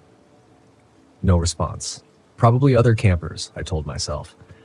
But at this hour, I decided to investigate, partly out of concern and partly because my curiosity always got the better of me, a trait that had landed me in hot water more than once. I followed the sound of the voices, which grew clearer but remained indistinct. They seemed to be coming from an old trail that veered away from the main paths. As I moved deeper into the woods, the trees grew denser, and the canopy above blocked out most of the moonlight. I was relying entirely on my flashlight now. Maybe this isn't the best idea, I muttered. Just as I was about to turn back, I heard a sharp cry, a woman's voice. Hello? Are you okay? I shouted, picking up my pace. The underbrush was thick, and I stumbled several times. The beam of my flashlight danced erratically, casting long shadows that played tricks on my eyes. I broke into a small clearing and froze. There was a cabin I hadn't seen before, its wooden walls aged and covered in moss. A faint light flickered from inside. Approaching cautiously, I peered through a grimy window. What I saw made my blood run cold. Inside, a man was pacing back and forth. He was tall, with unkempt hair and a scraggly beard. On a table beside him were various knives and tools laid out meticulously. But what caught my attention was the figure tied to a chair, Emily. Her head was slumped forward, and her arms were bound behind her. She looked battered but alive. I had to act, but charging in wasn't an option. I reached into my pocket for my phone, but of course there was no signal out here. I needed a plan. Retreating a few steps, I tried to think. Maybe I could create a distraction or find something to use as a weapon. Just then, I stepped on a twig, and the snap echoed louder than a gunshot in the silence. The door of the cabin swung open. The man stepped out, his eyes scanning the darkness. "Who's there?" he barked. I ducked behind a tree, holding my breath. My heart was pounding so hard I was sure he could hear it. He took a few steps forward, holding a hatchet in his hand. "I know someone's out there," he growled. I needed to lead him away from the cabin. Picking up a stone, I tossed it into the bushes off to my right. It rustled loudly. He snapped his head toward the sound and started moving in that direction. Seizing the opportunity, I crept around the other side of the cabin. Entering quietly, I approached Emily. Up close, I could see bruises on her face. Her eyes fluttered open as I touched her shoulder. "Shh, I'm here to help," I whispered, starting to untie her hands. She nodded weakly. "He'll be back any second," she murmured. "Not if I can help it." Just as I loosened the ropes, I heard footsteps approaching. "Change of plans," I said, helping her to her feet. "We need to hide." We slipped behind a tattered curtain. Just as the door swung open, the man stormed in, clearly agitated. "I know someone's been snooping around," he spat.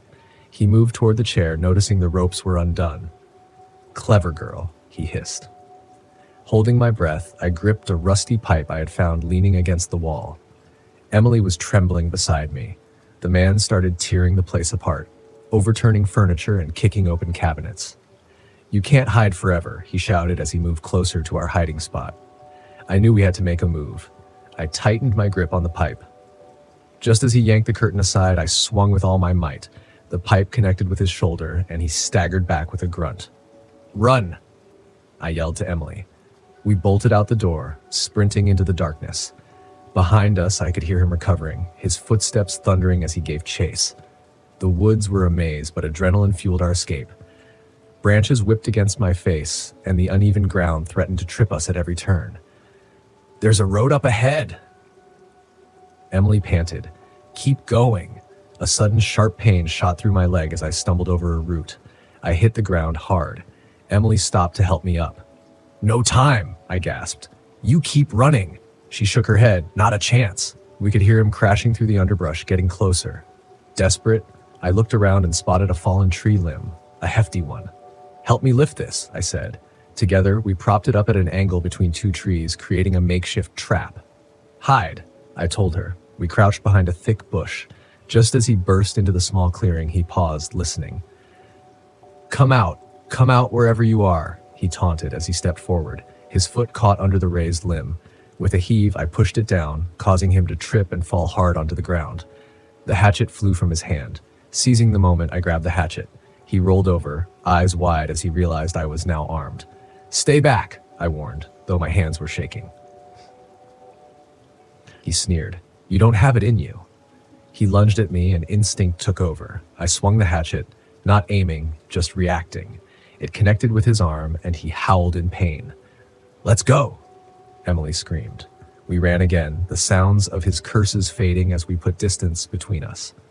After what felt like hours, we broke through the tree line onto a gravel road. Headlights appeared in the distance, a ranger's vehicle. We flagged them down frantically. The ranger, a middle-aged woman named Officer Reynolds, stepped out. "What happened?" she asked, eyeing our disheveled appearance. "There's a man. He's back there. He took her," I said, pointing into the woods. Emily nodded. "He's dangerous. We need help." Reynolds radioed for backup and ushered us into the vehicle. As we drove back toward the main station, more patrol cars sped past us toward the area. At the station, they took our statements. Emily told them how she had been hiking when the man attacked her, dragging her to the cabin. She'd been there for 2 days. "Do you know who he is?" I asked one of the officers. They exchanged glances. "We've had reports of a drifter matching that description," one said. "Name's Victor Strand, wanted in connection with several assaults up north." "Well, he's more than a drifter," I replied. "He's a psychopath." They assured us they would do everything to apprehend him. Emily was taken to a hospital for evaluation, and they offered me a place to rest for the night. The next morning, Officer Reynolds informed me that they had found the cabin, but no sign of Victor. "We did find evidence linking him to other missing persons cases," she said grimly. "So he's still out there," I murmured. She nodded. "But we're on high alert now. He won't get far." I decided it was time to cut my trip short. As much as I loved the serenity of nature, I figured I'd had enough excitement to last me a lifetime. As I was packing up my RV, Walter appeared one last time. "Heard about what happened," he said. "Yeah, news travels fast around here," I replied. He looked out toward the lake. "Be careful out there. The world isn't as peaceful as we'd like to think." I gave a small smile. "You can say that again." With everything loaded, I took one last look at Moosehead Lake. It was still as beautiful as when I arrived, but now it held a darkness I couldn't quite shake. Climbing into the driver's seat, I started the engine. As I pulled onto the road, I couldn't help but think about Victor Strand, where he came from, what led him down such a dark path, but that was a story for someone else to uncover. My name's Leo Lopez, and this happened back in 1997 in the Arkansas Ozarks, deep in the woods near Devil's Den. I'd been tracking and hunting in these parts for years, the kind of rugged wilderness only a few folks ever venture into. I'm Cherokee, and these woods feel like part of me. I know every twist in the trails, every stream and hollow, or at least I thought I did until that day. I had my cousin Nate with me, a wiry guy with a sarcastic streak that seemed never-ending. He'd say stuff like, "You ever get tired of pretending you're some forest sage?" To which I'd tell him he looked like a feral raccoon, and that he should be grateful for my sage guidance. He'd been itching to come out here, mostly just to heckle me, I figured. That morning, we packed light, rifles, a couple of knives, some jerky, and the basics for a day out scouting the denser parts of the forest where most hunters didn't bother to go. By midday, we'd gone deeper than usual. The silence out there was different. Usually, there's always some rustling, birds, even the hum of mosquitoes, but today, the air felt like it was holding its breath.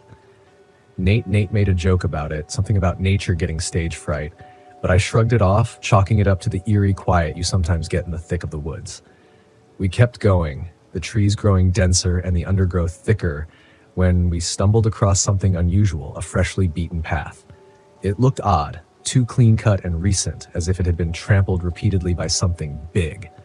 I stopped, eyeing the trail, but Nate was already marching forward, too curious to wait. He called back, "Hey Leo, you think Bigfoot finally left us a calling card?" I laughed, but something felt off. The trail was wide, and in the packed dirt I spotted prints, large, almost human-like, but elongated, like whatever made them had spread out, twisted toes. "It's not Bigfoot," I muttered, scanning the area for more signs. The trail led us deeper into the forest, and as we moved, the silence grew oppressive, as though the trees themselves were listening. The air smelled wrong, too. A thick, rotten stench that clawed at the back of my throat. I was about to suggest we turn back when we saw something sprawled across the path. It was a deer. What was left of it, anyway. The thing had been mauled, guts half spilled and torn open with a force that no predator around here could manage. I'm no stranger to death or the way the forest claims its own, but this was different. It looked like it had been ripped apart in anger. "Maybe a cougar," Nate suggested, though his voice didn't carry its usual mock confidence. I shook my head. "Cougars don't do this. They take their kill up a tree, eat their fill. This is messy." But Nate shrugged, brushing off the unease, and against my better judgment, we pushed on. The deeper we got, the more we found bits of fur, broken branches, all signs of something big and angry cutting through the forest. Then we heard it, a wet, dragging sound, like something enormous was hauling itself through the underbrush. Nate froze, eyes wide, and I could see the fear creeping into his usually cocky face. The sound grew louder, a sickening, slithery scrape that made my skin crawl. "Maybe we should," Nate started, but his words were cut short when it came into view. The thing was massive, hunched, and covered in patches of matted, filthy fur that clung to its skin in clumps. Its body was twisted, like a bear that had learned to walk upright but didn't quite know how. Its limbs were long and uneven, one arm dangling lower than the other, fingers splayed wide and crooked like gnarled roots. And its head, it reminded me of a boar's, but with a blunt, almost human-like snout and jagged rows of teeth that jutted out, dripping something dark and thick. Nate cursed under his breath, but we didn't have time to react. The thing spotted us, and with a guttural huff, it charged, barreling through the brush with a speed that didn't match its awkward frame. I raised my rifle and fired, the shot echoing through the trees, but it barely slowed. Nate scrambled back, his gun slipping from his grip, and I watched as he stumbled, struggling to get to his feet. The thing was on him in seconds, slashing and tearing with a ferocity I'd never seen. I shouted, emptying my rifle, the shots ricocheting off its hide like stones against steel. Nate was screaming, thrashing under its weight, and for a split second, our eyes met. His look wasn't one of fear or pain, but of resignation, a kind of acknowledgement that this was it. And then, just like that, his scream stopped, replaced by the sickening sound of flesh and bone being torn apart. I don't remember how long I stood there. Frozen, rifle empty, mind blank. When the creature finally turned toward me, I felt a wave of cold fear wash over me. But I forced myself to move, breaking into a desperate run. My legs felt like lead, every step pounding as the thing's footsteps crashed behind me, closing the distance with terrifying speed. I tore through the trees, my only focus on putting as much distance as possible between me and that thing. Branches slapped against my face, my lungs burned, but I didn't stop. I pushed myself harder than I ever thought possible, navigating the dense woods by instinct alone. Somehow, I managed to reach a small ravine. I leaped down, hoping the drop would buy me time. My ankle twisted painfully on impact, but I kept moving, scrambling through the rocky terrain until I could no longer hear its footsteps. I don't know if it gave up, or if it simply decided I wasn't worth the chase anymore.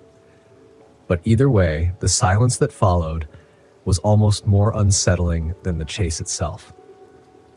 I didn't stop running until I reached a ranger station, practically collapsing at the feet of the ranger on duty. My words tumbled out in fragments, and he stared at me like I was out of my mind. I don't blame him. If someone had told me this story, I wouldn't have believed them either. The rangers went out to investigate the next day. They found Nate, or rather pieces of him, scattered and torn, just like deer we'd seen. I overheard one of them mumbling something about some kind of feral hog gone rogue, but I knew that wasn't it. Whatever was out there wasn't anything they'd find in a field guide. I returned to the spot alone a few weeks later, not out of some morbid curiosity, but because I needed to understand. I found the path again, but there was no sign of the creature. The woods felt normal, almost welcoming, as if it had never happened. But when I found a twisted branch where Nate had dropped his rifle, the memory of that thing surged back like a wave. I don't go that deep into the woods anymore. And I don't talk about what happened with anyone. All I know is that something ancient and territorial lurks in those hills. Something that doesn't care for human intrusion. Some people think monsters live in our imagination, but I know better. In the end, I can't tell you what that creature was or where it came from, only that it was out there, beyond reason and understanding, protecting whatever twisted domain it calls its own. I used to think nothing could surprise me after living off the grid for 5 years. You'd be amazed at what people get used to when they've had enough of the world. My name is Elijah Wells. It was 1998, and I had pretty much dropped out of society by then. I lived in a cabin about 30 miles north of Elgin, Oregon, a place no one goes unless they're lost or looking for trouble. I wasn't looking for either, but that's what I found. I didn't live completely alone, though. I had a neighbor, Charlie Riggs, about a mile up the dirt road. He wasn't the friendly type, but we had an understanding. You stay out of my way, and I'll stay out of yours. That's how people survive in the middle of nowhere. It's the only rule, really. Don't mess with people who don't want to be messed with. Charlie wasn't a talker, but he was consistent. Every Saturday, he drove his beat-up pickup into town, got his supplies, and came back before dark. Except 1 week, he didn't come back. I noticed his truck was gone for 2 days, which was odd for Charlie. I thought maybe his old clunker finally gave out. Then I figured maybe Charlie had finally had enough of off-the-grid life. Either way, I let it go, like I always do, until I didn't. I was chopping wood on the 3rd day when I saw something moving near the tree line. At first, I thought it was a deer, maybe a wolf, but it wasn't. It was a man stumbling through the brush. He didn't have a shirt on, which was weird enough considering the cold. I remember thinking, this guy's got to be one of those crazy hikers who wandered too far off the beaten path. He was limping too, barely keeping upright. I grabbed my axe just in case. As he got closer, I realized it wasn't just a limp. His leg was bleeding badly. Not like he scraped it on a rock. This was torn up flesh, the kind you see after an animal attack. But that wasn't the worst of it. His eyes were wide, like he'd seen something no one should. I waved him over. "You all right, man?" "What happened?" He opened his mouth, but nothing came out, just a wheezing noise like he was out of air. That's when I noticed the cuts across his chest, jagged and deep, not like something a bear would do. Bears swipe, but these were like claws, only worse. Worse because it wasn't clean. It looked messy, like whoever or whatever had done it had enjoyed the process. I'd never seen him before, and he didn't look like he was from around here. I glanced back at my cabin, debating if I should help or get the hell away from whatever he was running from, but he collapsed before I could make up my mind. I dropped the axe and ran over. "Hey, man! Hey!" I grabbed him under his arms, dragging him back to the cabin. He was heavy, dead weight at that point. I didn't see anything chasing him, but the forest felt wrong. The air had this tightness, like when you know a storm's about to hit. I got him inside and laid him down on the old couch. His breathing was shallow, and his pulse was weak. I was no doctor, but it was clear he wasn't going to make it. I grabbed a towel and started applying pressure to the wounds, though it was probably too late. "Who did this?" I asked, hoping for something, anything, a name, a place. He mumbled, and I leaned in closer. "Riggs? Charlie?" I didn't understand at first. Did Charlie do this? It didn't make sense. Charlie was a lot of things, but violent wasn't one of them. Before I could ask again, the guy's eyes rolled back, and he was gone. I stood there for what felt like hours, just staring at his body, trying to process what had happened. Then I did what anyone with half a brain would do in my position. I grabbed my shotgun, packed some essentials, and got ready to leave. Whatever happened to that guy wasn't natural, and I wasn't sticking around to see if it came back. But I couldn't shake what he said. Charlie. I should have left it alone. I should have driven straight to town, reported what happened, and been done with it. But something pulled me toward Charlie's place, like a bad itch you can't ignore. I needed answers, even if I wasn't ready for them. I hopped in my truck and headed down the dirt road. The whole way there, I kept thinking about that guy, his cuts, his eyes, his last words. By the time I pulled up to Charlie's, my hands were shaking. His truck was parked in the drive, which meant he was home, or at least he had come home. I approached the front door, knocked once, then twice. No answer. I pounded harder. "Charlie? You in there?" Silence.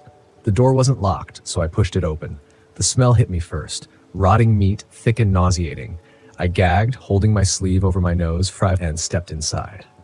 The place looked wrecked. Furniture flipped, cabinets open, broken glass everywhere. Then I saw it. Charlie was in the back room, slumped over in his chair. But that wasn't the worst part. His chest was ripped open, deep gashes crisscrossing his torso, exactly like the guy I found earlier. His face was frozen in a twisted look of terror, like he'd seen something so awful that even in death it stayed with him. I should have turned around and left right then, but instead I stepped closer.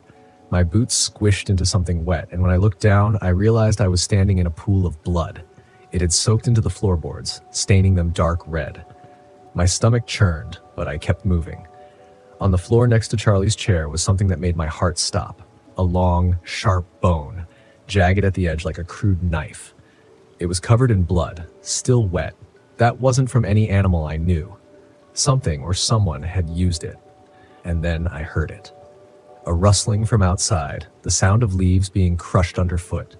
Slowly I turned and peered through the cracked window. At first I didn't see anything, but then something stepped into view. It was crouched low, dragging what looked like a human leg behind it, sniffing the air like it was searching for something. For me. The thing, if you could call it that, was massive, easily 7 feet tall when it stood fully upright. Its body was twisted like a man, but not. Its arms were too long, the skin stretched tight over protruding bones. There were patches of fur matted and slick with blood. Its face sped almost human, but wrong. Too sharp, too wild. Its mouth hung open, long teeth glinting in the fading light. I ducked below the window, my heart pounding in my chest. Whatever that thing was, it had killed Charlie. It had killed that hiker, and it wasn't done. My mind was racing, but I knew one thing. I had to get out of there, and fast. But the thing was between me and my truck. I had a choice. Stay inside and hope it didn't find me, or make a run for it and risk getting torn apart like the others. I took a deep breath, gripping my shotgun tight.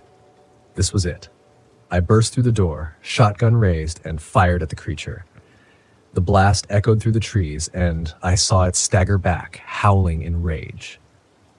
But it didn't fall. It wasn't dead. I didn't wait to see if it would come after me. I sprinted to the truck, yanked the door open, and floored it. The tires spun in the dirt before catching traction, and I tore down the road as fast as I could. The thing didn't follow me, or at least I didn't see it. I drove straight to the nearest town, parked in front of the sheriff's office, and ran inside. Still covered in blood and shaking. I told them everything. About the hiker, about Charlie, about the thing in the woods. The sheriff didn't say much, just listened and nodded like he'd heard this kind of thing before. He didn't call me crazy, didn't question me. He just told me to sit tight while he made some calls. An hour later, a couple of black SUVs pulled up outside, and then out stepped men in suits, more like government. They spoke with the sheriff briefly before walking over to me. "Mr. Wells," one of them said, his voice calm, almost too calm for what I just told them. "We'll take it from here." "What the hell was that thing?" I asked, my voice shaky. He didn't answer. Instead, he handed me a card with nothing but a phone number on it. "If you ever see it again, call this number. Don't talk to anyone else. Do you understand?" I nodded. Not because I understood, but because I didn't want to argue with a guy who clearly knew more than he was letting on. They left me there in the sheriff's office, staring at the card, wondering what the hell I had just survived. I haven't seen it since. But every time I step outside my cabin, I think about that thing in the woods. I moved out of Oregon after that, sold the cabin to a guy who thought he wanted to live off the grid. I didn't tell him about what happened. Maybe that makes me a terrible person, but I didn't care. People come to places like that to disappear. Who was I to tell them different? But the nightmares don't go away. I can still hear the sounds sometimes, the rustling in the trees, the dragging footsteps, that low, inhuman noise it made. Not quite a growl, not quite a scream, just wrong. Last week I found a news article online. A hiker was found dead near Elgin, Oregon. They described the body, the cuts, the way it looked like something had played with its prey. It wasn't just one hiker either. There were more. But this time there was no cover-up, no suits coming in to clean things up. The only thing that keeps me awake at night is knowing whatever that thing was, it didn't stay in Oregon. I don't know how, but I can feel it. Like it's still out there, searching for something. Maybe even for me. It's only a matter of time before it finds another unlucky soul who wandered too far off the path. I never called that number they gave me. I threw the card away years ago, convinced it was all a bad dream. But now, when I think about what I saw, about Charlie and that hiker, I wonder if I should have.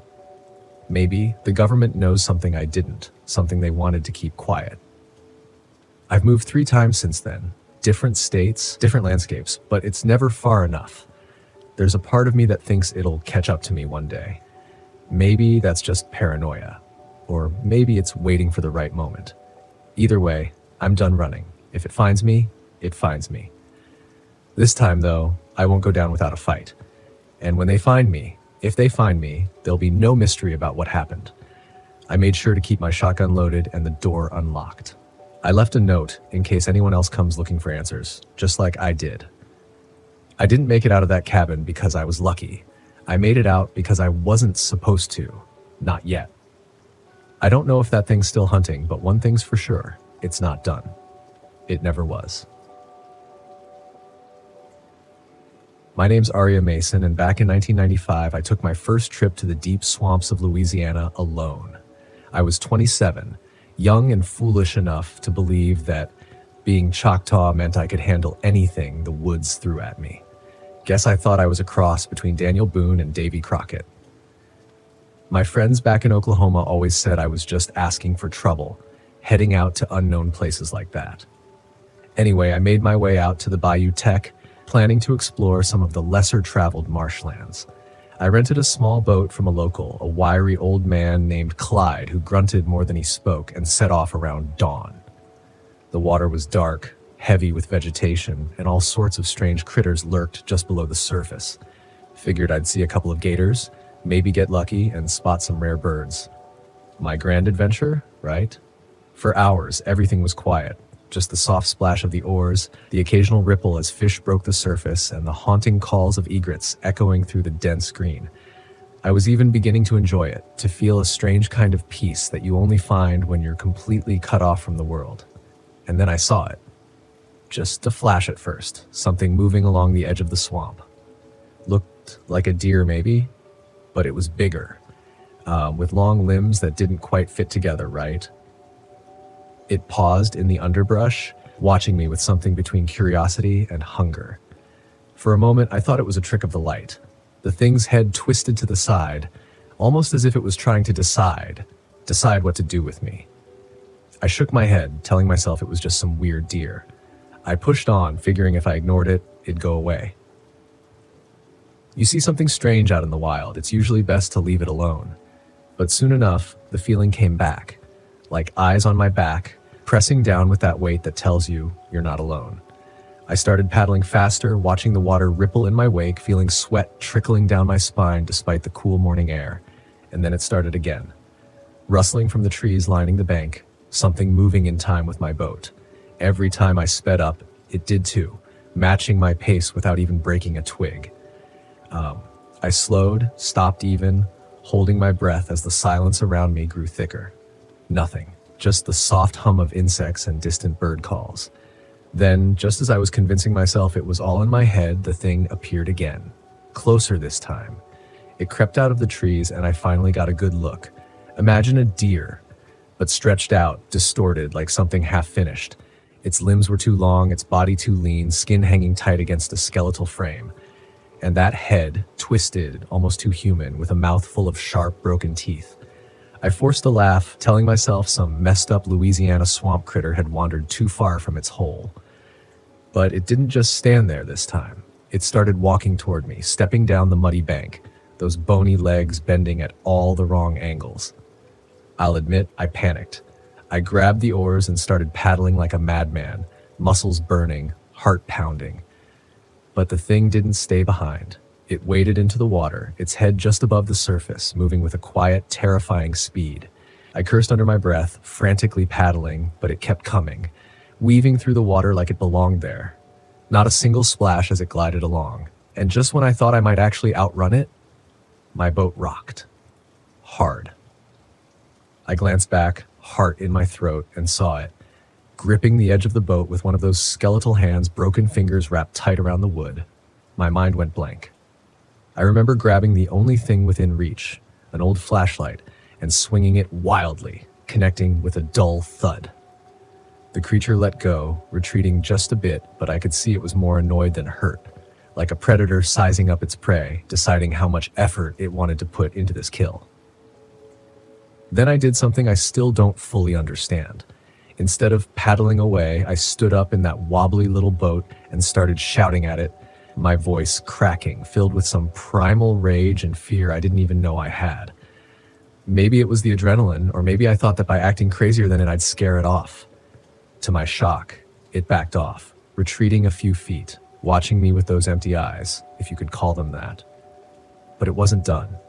No, it wasn't about to let me go that easy. It slunk back into the water, vanishing beneath the murky surface. I didn't wait to see if it would come back. I dropped back into the boat, paddling with every ounce of strength left in me, aiming for the shore, for any piece of solid land that might give me a fighting chance. But it followed. I could see ripples just behind the boat, the thing weaving through the water with a terrifying elegance, circling like a shark sizing up its next meal. Finally, my boat scraped against the muddy shore and I scrambled out, boots sinking into the thick sludge. I stumbled, nearly falling flat on my face, but I managed to keep moving, crashing through the underbrush. That's when I realized it was toying with me. I'd get a few feet ahead only to hear it moving alongside, pacing me, waiting for the right moment to pounce. It wasn't about catching me anymore. It was about the hunt, the thrill of wearing me down. And then I heard it. Something that stopped me cold, a low, rattling sound like bones scraping against each other. I turned, slowly, just in time to see the creature emerging from the shadows, its twisted body crouched low, mouth open in a sick grin. I took a step back, heart hammering, mind racing through every terrible scenario. With nothing left to lose, I ran. My lungs burned. My legs felt like lead, but I didn't stop, didn't dare glance back, and just when I thought I might have put some distance between us, I stumbled into a clearing, and there it was, waiting for me. This time it didn't hesitate. It lunged and I barely managed to dodge, feeling the air shift as one of those broken claws grazed past me. I swung my flashlight again, but it was like hitting a stone wall. The creature snarled, backing off just enough to let me get to my feet. I ran, taking every twist and turn, diving through trees, pushing through underbrush, desperate to shake it, but it kept coming. Relentless, a shadow that wouldn't let me go. Finally, I broke through the trees and saw Clyde's shack in the distance. I screamed, waving my arms, hoping the old man would hear. I stumbled onto his porch, pounding on the door, shouting his name. The door creaked open, and Clyde's eyes widened as he took in my wild appearance. "Did it follow you?" he whispered, his voice barely audible, like he already knew the answer. I glanced back, but the creature was gone. Just the swamp, silent and still, as if it had swallowed the nightmare whole. Clyde pulled me inside, locking the door with a trembling hand, muttering something under his breath in a language I didn't understand. I sat there, shivering, clutching my flashlight like a lifeline, while Clyde moved around the room, gathering strange herbs, muttering old words. He turned to me, face grim, and told me about the old stories, about the swamp's hidden creatures, things that had been here long before people arrived. When he finished, he glanced out the window, his eyes filled with a mixture of fear and resignation. "It's still out there," he said, voice barely a whisper. "We call it the Bone Walker, a spirit of the swamp, hunting any soul foolish enough to come too close." I left Louisiana that night, catching the first ride I could find out of town. They say the swamp keeps its secrets, but I know one thing for sure: some secrets are better left buried in the mud, And for every soul that wanders too deep, the Bone Walker waits, patient as death itself, hungry for the next fool who dares to step into its domain. My name is Caleb Lopez, and in 2014, I took my RV to the remote stretches of the Ouachita National Forest in Arkansas. I've always been a fan of solitude and nature, perhaps because my day job keeps me surrounded by screens and endless notifications. The hum of the city had worn me thin, and I figured a week in the wilderness might just recharge my batteries. I decided to make this trip solo. My friends often joked that I was part hermit, but I didn't mind. There's a certain peace in being alone, away from the clamor of daily life. Plus, I thought it would give me a chance to finally finish that book I'd been meaning to read. Little did I know, the plot twists in real life would overshadow any fiction. The drive was smooth, the kind where you roll down the windows and let the wind tangle your hair. The trees grew denser as I ventured deeper into the forest, towering pines lining the dirt road, but their needles forming a soft carpet that muffled the sound of my RV's engine. I found a clearing by a serene lake, the kind of spot postcards are made of. Setting up camp, I couldn't help but think I'd hit the jackpot of tranquility on the first day. On the first day, I hiked a nearby trail, snapping photos of wildlife and chuckling at squirrels chasing each other. I even attempted to fish, though the fish seemed more interested in mocking me than biting. As the sun dipped below the horizon, I built a campfire and settled into a folding chair. The crackling flames provided both warmth and company. The stars overhead were brighter than I'd ever seen, with no light pollution to dim their brilliance. The next morning, I decided to explore a bit further. I packed a small backpack with essentials, water, a granola bar, and my trusty old compass. Not that I'd need it with modern GPS, but it felt adventurous. Walking through the forest, I came across an old, overgrown path that wasn't on any of my maps. Curiosity piqued. I thought, why not? After all, every good story starts with a wrong turn, right? The path led me to a dilapidated cabin nestled among the trees. It looked like it hadn't seen inhabitants in decades. The wood was rotted in places, and the windows were grimy. I approached cautiously, the adventurer in me battling the sensible part that whispered I should turn back. But then again, how often do you stumble upon a real-life mystery? Pushing open the creaky door, I stepped inside. The air was musty, filled with the scent of damp wood and neglect. Dust particles danced in the beams of sunlight filtering through the cracks. The interior was sparse, a table, a couple of chairs, and a bookshelf with tattered books. One book caught my eye. A leather-bound journal. I picked it up, thumbing through pages filled with handwriting I couldn't quite decipher. Just then, I heard a noise outside, a rustling of leaves followed by the snap of a twig. Probably an animal, I told myself. Still, a chill ran down my spine. Deciding I'd had enough of playing detective, I left the cabin, making a mental note of its location. As I headed back to my RV, I couldn't shake the feeling that I was being watched. Back at camp, I tried to shrug it off. I cooked myself a simple meal on the portable stove, scrambled eggs and toast. As I ate, I thought about the journal. Maybe I could return tomorrow and take some photos, share this find with friends who loved a good ghost story. I laughed at the thought, imagining their reactions. That night, as I lay in bed, I heard something outside. It was faint at first, a distant sound that could have been the wind. But then it grew louder, more deliberate footsteps. I sat up, listening intently. The crunching of leaves drew nearer, circling the RV. I reminded myself that wildlife was abundant here, probably a deer or a raccoon. Suddenly, there was a sharp knock on the door. My heart leaped into my throat. Who could it be at this hour? In the middle of nowhere. I hesitated but decided to check. Grabbing a flashlight, I approached the door. Is anyone there? I called out. No response. I opened the door slowly, shining the light into the darkness. Nothing. Just the silent forest staring back at me. I stepped outside, the cool night air wrapping around me like a cloak. The hairs on the back of my neck stood up.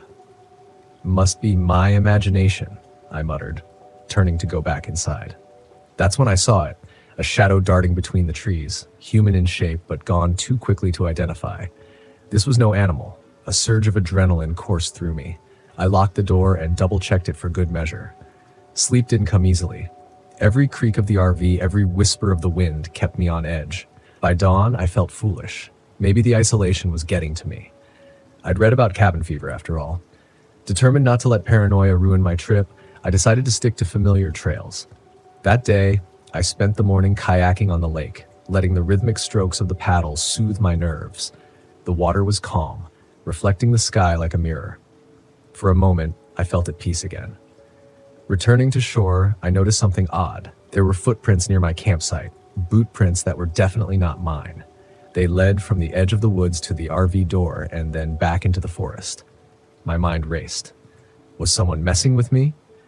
Perhaps a local playing a prank on the outsider? Very funny, I shouted into the trees. Only silence answered. I decided to take a look around, see if I could find the culprit. Armed with my flashlight and a newfound determination, I followed the footprints. They weaved through the trees, deeper into the forest than I'd ventured before. After about 20 minutes, I stumbled upon something that made my blood run cold. A makeshift campsite. But not the kind you'd expect. There were animal bones scattered around, strung up in the trees like twisted wind chimes. In the center, a fire pit filled with ash and something else I didn't want to look too closely at. Hanging from a branch was a small charm made of twigs and what looked like human hair. This was no ordinary camper. A surge of fear mixed with the urge to get the hell out of there. As I turned to leave, I heard a voice. A low chuckle that seemed to come from all around me. Lost, are we? I spun around but saw no one.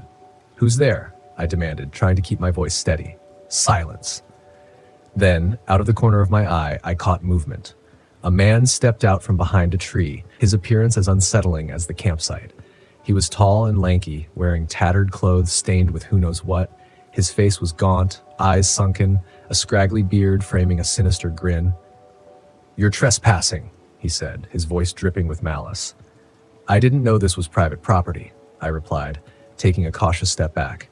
He tilted his head, eyes never leaving mine. "Oh, it's not about property. It's about boundaries." I didn't wait to find out what he meant. I bolted, sprinting back toward my RV as fast as my legs would carry me. Branches whipped against my face, but I didn't care. I could hear footsteps behind me, gaining. "Come back. We were just starting to have fun," he taunted. I reached the clearing and dashed inside the RV, slamming the door shut and locking it. My hands trembled as I fumbled for my keys. The engine roared to life, and I didn't bother retracting the awning or securing loose items. I floored it, the RV lurching forward. In the rearview mirror, I saw him emerge from the trees, that eerie grin still plastered on his face. He didn't chase me this time. He just stood there, watching as I sped away. I drove until the dirt road met asphalt, not daring to slow down. Only when I saw the familiar sights of civilization did I begin to breathe easier. I pulled into a gas station parking lot near the entrance, where it was well lit and populated. Inside, I grabbed a coffee, the hot liquid steadying my nerves. The clerk gave me a curious look. "Long drive?" he asked. "You have no idea," I replied. I considered calling the authorities, but hesitated. What would I tell them? That some creepy guy in the woods scared me? Without concrete evidence, it seemed pointless. Over the next few days, I tried to return to normal life, work, deadlines, grocery shopping, the usual grind. Yet something lingered, a sense of unfinished business. Curiosity got the better of me. I began researching incidents in the Ouachita National Forest, buried in old newspaper clippings and obscure forums. I found references to a man named Silas Green in the 1980s. He was suspected of multiple murders in the area but was never caught. Locals whispered about a recluse who knew the woods better than anyone, a hunter who preferred human prey. Could it have been him? It seemed unlikely he'd still be alive, but the description matched. Tall, gaunt, unsettling presence. I reached out to a local historian, posing as a writer interested in folklore. She was eager to share what she knew. "Silas was an enigma," she said over the phone. "Some say he made a pact with the devil to roam the forests forever." "Do you believe that?" I asked. She laughed softly. "I'm a historian. I deal with facts, but facts can be stranger than fiction." "Has anyone seen him recently?" I asked. "Not in years. Most think he's just a legend now." I didn't mention my encounter. Part of me wanted to forget the whole thing, but another part couldn't let it go. One evening, I received an email from an unknown sender. The subject line read, "You should have stayed away." Attached was a photo of me at the gas station, coffee in hand, looking worn and frazzled. My heart pounded. How did he find me? My mind raced through possibilities. Had he followed me, planted something on the RV? I called the police, finally deciding it was time. They took my statement but seemed skeptical. "Do you have any enemies?" the officer asked. "None that I know of," I replied. "We'll look into it, but without a direct threat or physical harm, there's not much we can do." Not reassuring. That night I couldn't sleep. Every noise in my apartment felt amplified. Around midnight, the power went out. Just what I needed. As I searched for candles, there was a knock at the door, a slow, deliberate tap that sent chills through me. "Who's there?" I called out. No answer. I grabbed a kitchen knife, my only means of defense, and approached the door cautiously. I peered through the peephole. Darkness. The hallway lights were out due to the power outage. Then my phone vibrated. Another text from the unknown number. "Found you." Panic surged. I decided to call a friend, Mark, who lived nearby. "Caleb, it's late," he answered groggy. "Mark, I need you to come over now," I said, hearing the urgency in my voice. "On my way." Minutes felt like hours as I waited. Back against the wall, eyes locked on the door. The knocking had stopped, but I wasn't taking any chances. Finally, I heard Mark's voice. "Caleb, it's me." I let him in, explaining everything in a rushed whisper. "Man, this is serious," he said. "We need to get you somewhere safe." We debated our next move. The power flickered back on and relief washed over me. But it was short-lived. An envelope had been slipped under the door. Mark picked it up cautiously. Inside were photos, candid shots of me in various places, at work, at the grocery store, even from my trip in the forest. "This guy's been stalking you," Mark said, his face pale. We decided enough was enough. We headed to the police station, evidence in hand. This time they took me seriously. They assigned an officer to watch my apartment and started an investigation. Days turned into weeks with no leads. The emails and texts stopped, which was both a relief and a new source of anxiety. Was he gone or just waiting? One afternoon, I got a call from the detective handling my case. "Mr. Montero, we think we found something," he explained. They had identified fingerprints on the envelope matching a deceased individual, Silas Green. My blood ran cold. "That's impossible," I said. "He can't be both alive and dead." "Well, records show he died in 1995, but fingerprints don't lie. Unless someone wanted me to think it was Silas, perhaps an admirer or a copycat," the detective continued. "We're extending the investigation. In the meantime, avoid being alone." Not exactly comforting advice. Mark offered to let me stay at his place. I agreed, not wanting to risk being alone. We tried to keep things light. One evening, we sat on his balcony, beers in hand. "Remember when we skipped college lectures to go skydiving?" he asked with a chuckle. "Yeah, and you screamed louder than the wind," I retorted. He grinned. "Best adrenaline rush ever, though I bet it doesn't compare to your recent adventures." "Not the kind of thrill I was looking for," I admitted. "Maybe you should take up knitting. Heard it's quite calming," he joked. I laughed. "Yeah, I'll make you a sweater." For a moment, things felt normal. That night, I woke up to the sound of shattering glass. I jumped out of bed, heart pounding. "Mark?" I called out. No response. I crept toward the living room, the knife from earlier now a permanent fixture in my hand. The sight that greeted me was horrifying. Mark lay on the floor unconscious, a gash on his forehead. Standing over him was the man from the forest. "Why are you doing this?" I demanded, rage overpowering fear. He turned to face me, that same eerie grin stretching across his face. "It's not about you, Caleb. It's about the game." "What game?" I asked. "The one where I make the rules," he growled. He lunged at me, but this time I was ready. I sidestepped, slashing at his arm. He hissed in pain, but didn't retreat. We grappled, knocking over furniture. He was strong, but adrenaline gave me an edge. I managed to push him away, grabbing a lamp and smashing it over his head. He staggered, blood trickling down his face. "This isn't over," he growled, retreating toward the broken window. Sirens wailed in the distance. Someone must have heard the commotion and called the police. He shot me one last menacing look before disappearing into the night. The police arrived moments later, paramedics attending to Mark, who thankfully regained consciousness. I gave my statement, every detail etched into my memory. "You're lucky to be alive," the officer said. "Luckier than some," I replied, glancing at Mark. They launched a manhunt, but they found no trace of him. Weeks passed without incident. The police continued their investigation, but leads were scarce. One day, I received an unmarked package. Inside was the leather-bound journal from the cabin. A note slipped out, "Until next time." I decided to open the journal, determined to find answers. As I flipped through the pages, one entry stood out. August 17th, 2017. Met a new player today. Game on. It was dated the day before I arrived in the forest. I handed the journal over to the authorities. Handwriting analysis confirmed it matched samples from Silas Green. The case took a bizarre turn. Experts speculated about a possible accomplice or a cult following his legacy. Despite the unresolved mysteries, one thing was clear: I wasn't dealing with a ghost or a legend. This was a real, dangerous individual, fixated on me. The authorities placed me under protective custody while they expanded their search. In the end, they arrested a man named Daniel Cross, a drifter with a history of violence and a fascination with serial killers. DNA evidence linked him to the crime scenes. He confessed to stalking and attacking me, inspired by the lore of Silas Green. His motive was simple: to become part of the legend. With Daniel behind bars, the ordeal was finally over. I moved to a new city, taking a desk job that kept me surrounded by people. The RV sold. As for camping, I've traded forests for beaches, somewhere open with plenty of visibility. Before we start the story, leave a like and subscribe to the channel so you don't miss the next ones. When we first arrived at Shenandoah National Park, I remember thinking how peaceful it all was. The towering trees, the vast open skies, and the faint sound of birds singing in the distance. This was exactly the kind of break we all needed. I'm Alex, the planner of the group, and I'd organized this camping trip to get away from the stress of city life. Mark, my boyfriend, sat in the passenger seat beside me, relaxed and smiling as we made our way along the winding mountain road.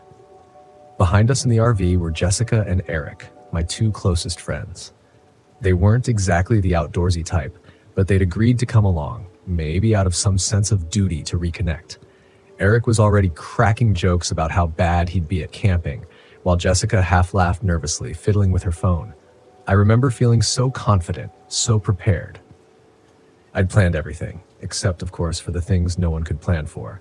We parked the RV at a small, secluded site off the Appalachian Trail, far from the more populated areas.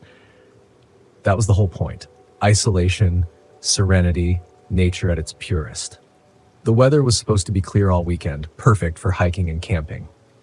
As we started setting up camp, the first signs of trouble were small. Jessica complained about her shoes. "These hiking boots are killing me." "Okay, why did I even buy them?" she groaned. "They're probably just stiff," I said, brushing her off. I was already focused on getting the tent up, but that's when I noticed Mark shaking his head. "The tent's missing poles," he said, laughing a little. "We'll have to use the RV for tonight." "Fine," I replied, hiding my frustration. Minor setbacks, nothing more. The real trouble began as dusk fell. It was subtle at first. As we sat around the small campfire Mark had built, the woods around us seemed to grow quieter. The bird song, once a pleasant background, faded into nothing. No wind stirred the leaves, and even the occasional sound of wildlife disappeared. I chalked it up to the natural rhythms of the forest, nocturnal creatures and all that. But then I noticed the smell. At first, it was faint. A whiff of something rotten, like spoiled meat. I thought maybe it was something in the air, or that something had died nearby. I didn't mention it, not wanting to freak anyone out. Eric, of course, was oblivious to the shift in mood. He was still joking around, telling some story about a horror movie he'd seen last week. "This place reminds me of one of those settings," he said, grinning as he poked at the fire. "A group of friends in the middle of nowhere, and then bam! Haunted by some spirit or creature." "Shut up," Jessica muttered, hugging her knees. "This place is creepy enough already." I rolled my eyes at them both, but Mark shifted uneasily beside me, glancing out into the darkening woods. I was about to ask him what was wrong when he stood up suddenly. "Did you hear that?" he asked. "Hear what?" I said, feeling a flicker of irritation. We'd barely been here a few hours and they were already on edge. "I swear I heard something," he said, his voice tense like footsteps, heavy, coming from the woods. Eric laughed, but it was strained. "It's probably a bear or something, or maybe Bigfoot." Jessica looked pale, her eyes darting to the dark forest around us. "This isn't funny, guys." "It's nothing," I said firmly. "Just the woods settling down for the night. Let's not spook ourselves over nothing." But as the evening wore on, that smell of rot kept coming back, and so did the uneasy silence. Even the crackle of the fire felt muted. The next day was supposed to be better. We set out on the trail, hoping to shake off the weirdness of the night before. The weather was colder than expected, with a thick mist hanging low in the valley, making everything damp. Jessica slipped a few times on the muddy path, cursing under her breath. "This fog is so creepy," she muttered. Mark tried to lighten the mood. "It'll clear up once the sun's out. Let's just enjoy the hike." But I could tell he was uneasy too. None of us had slept well. Every time I drifted off, I thought I heard something moving outside the RV. Maybe it was my imagination, but something kept waking me up, like a low rustling or breathing. Halfway through the hike, we reached a lookout point. The fog had lifted just enough for us to see the rolling hills stretching out below us. I took a deep breath, feeling a sense of calm wash over me. Then I saw Mark, standing at the edge of the trees, staring into the distance. "Mark?" I called. He didn't answer. I walked over to him, a knot forming in my stomach. "What's wrong?" He pointed, his face pale. "Do you see that?" I squinted, looking where he was pointing. At first I saw nothing but trees, but then something moved, a figure, tall and gaunt, barely visible through the mist. It stood completely still, as though it had been there the entire time, watching. "It's just a hiker," I said, though my voice sounded less confident than I'd hoped. "That's no hiker," Mark whispered. "Look at it." The figure stood too tall, its limbs too thin, and its skin seemed pale, almost translucent. But before I could get a better look, it was gone, melted into the fog. By the time we got back to the RV, the mood had soured. Mark was withdrawn, barely speaking, and Jessica kept glancing over her shoulder as though she expected something to jump out at us. The smell returned as we gathered around the campfire again that night. This time, it was stronger, more pungent, like decaying meat left out in the sun. Eric wrinkled his nose. "Okay, seriously, what is that?" "It's the woods," I said, though even I didn't believe it anymore. The silence pressed down on us like a weight, and then from deep in the trees we heard it, a voice, soft, distant, but unmistakably human. "Help me." We all froze. "What the hell?" Eric whispered, his eyes wide. The voice came again, a little closer. "Help. Help me." "It's someone in trouble," Mark said, standing up. "We need to go check." "No," I said, grabbing his arm. "We don't. That doesn't sound right." The voice was too calm, too controlled. There was no panic in it, no urgency. It sounded wrong, like it was echoing in the wrong direction. Jessica was shaking now, her face pale. "We have to leave. I don't like this." For once, Eric wasn't joking. "Yeah, maybe we should call it quits." But Mark was already moving toward the trees. "Mark, stop," I hissed, following him. "This is crazy." He didn't stop. He kept walking toward the voice, his expression blank, as if he were in a trance. I reached out, grabbing him and pulling him back, just as a figure emerged from the fog, the same gaunt figure we'd seen earlier. It stood at the edge of the clearing, impossibly tall, its limbs too long, its eyes hollow black pits. My blood turned to ice. "What is that?" Jessica whispered, her voice trembling. The figure took a step forward, its body moving in a jerky, unnatural way, like it didn't know how to walk properly. Then, with a sickening crack, it twisted its head to the side, staring at us with those empty, soulless eyes. Mark stumbled back, snapping out of whatever trance had held him. We need to go now." The four of us rushed to the RV, slamming the door shut behind us. Outside, the figure circled the clearing, watching us, waiting. The next few hours were a blur of panic. We tried to start the RV, but the engine sputtered and died. The flashlight batteries drained within minutes. Every time we looked outside, the figure was there, standing at the edge of the trees, just watching. "We're trapped," Eric muttered, pacing the small space of the RV. "What the hell is that thing?" "It's not real," I said, though even I wasn't sure anymore. "It can't be." But it was, and it wasn't going anywhere. Mark sat in the corner, his head in his hands. "It's the Wendigo," he whispered, his voice barely audible. "What?" I asked, staring at him. "The Wendigo," he repeated.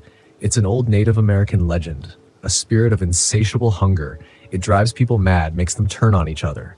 "That's ridiculous," I said, but my voice shook. I've heard of it, Eric said, his face pale. It feeds on fear and hunger. A cold realization washed over me. The constant hunger we'd all been feeling, the strange cravings, the paranoia. Everything had started the moment we'd arrived. It's trying to drive us mad, Mark said, his eyes wild. That's why it hasn't attacked. It wants us to destroy each other. By the time night fell, the Wendigo was closer, standing just outside the RV, its gaunt, twisted face pressed against the window, its fingers tapping softly on the glass. Jessica couldn't take it anymore. "I have to get out of here," she screamed, bolting for the door. "Wait," I shouted, but it was too late. She was already outside, running into the woods. We rushed after her, but the fog swallowed her whole. I could hear her screaming, her voice echoing through the trees. And then, silence. We found her body a few minutes later.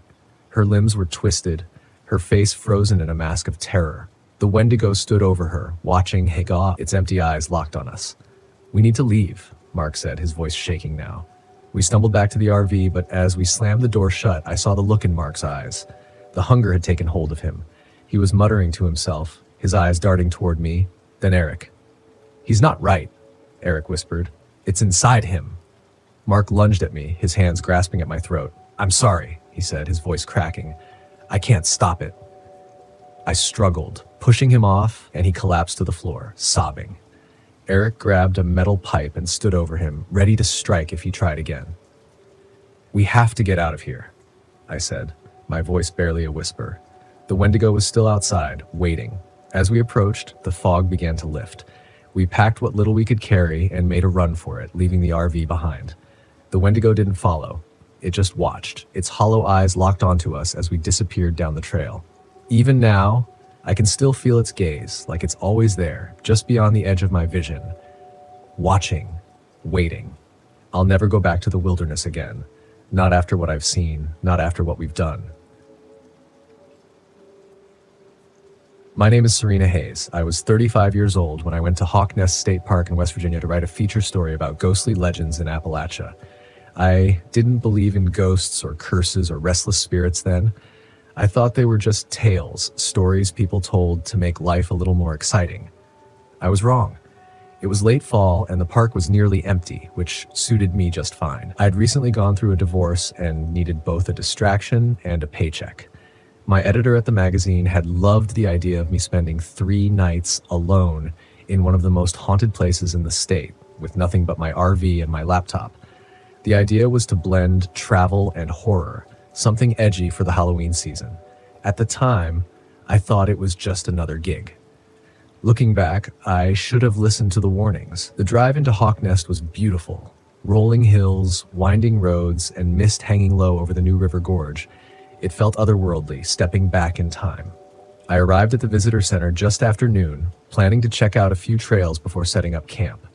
The park ranger at the desk was a wiry man in his 60s with a lined face and wary eyes.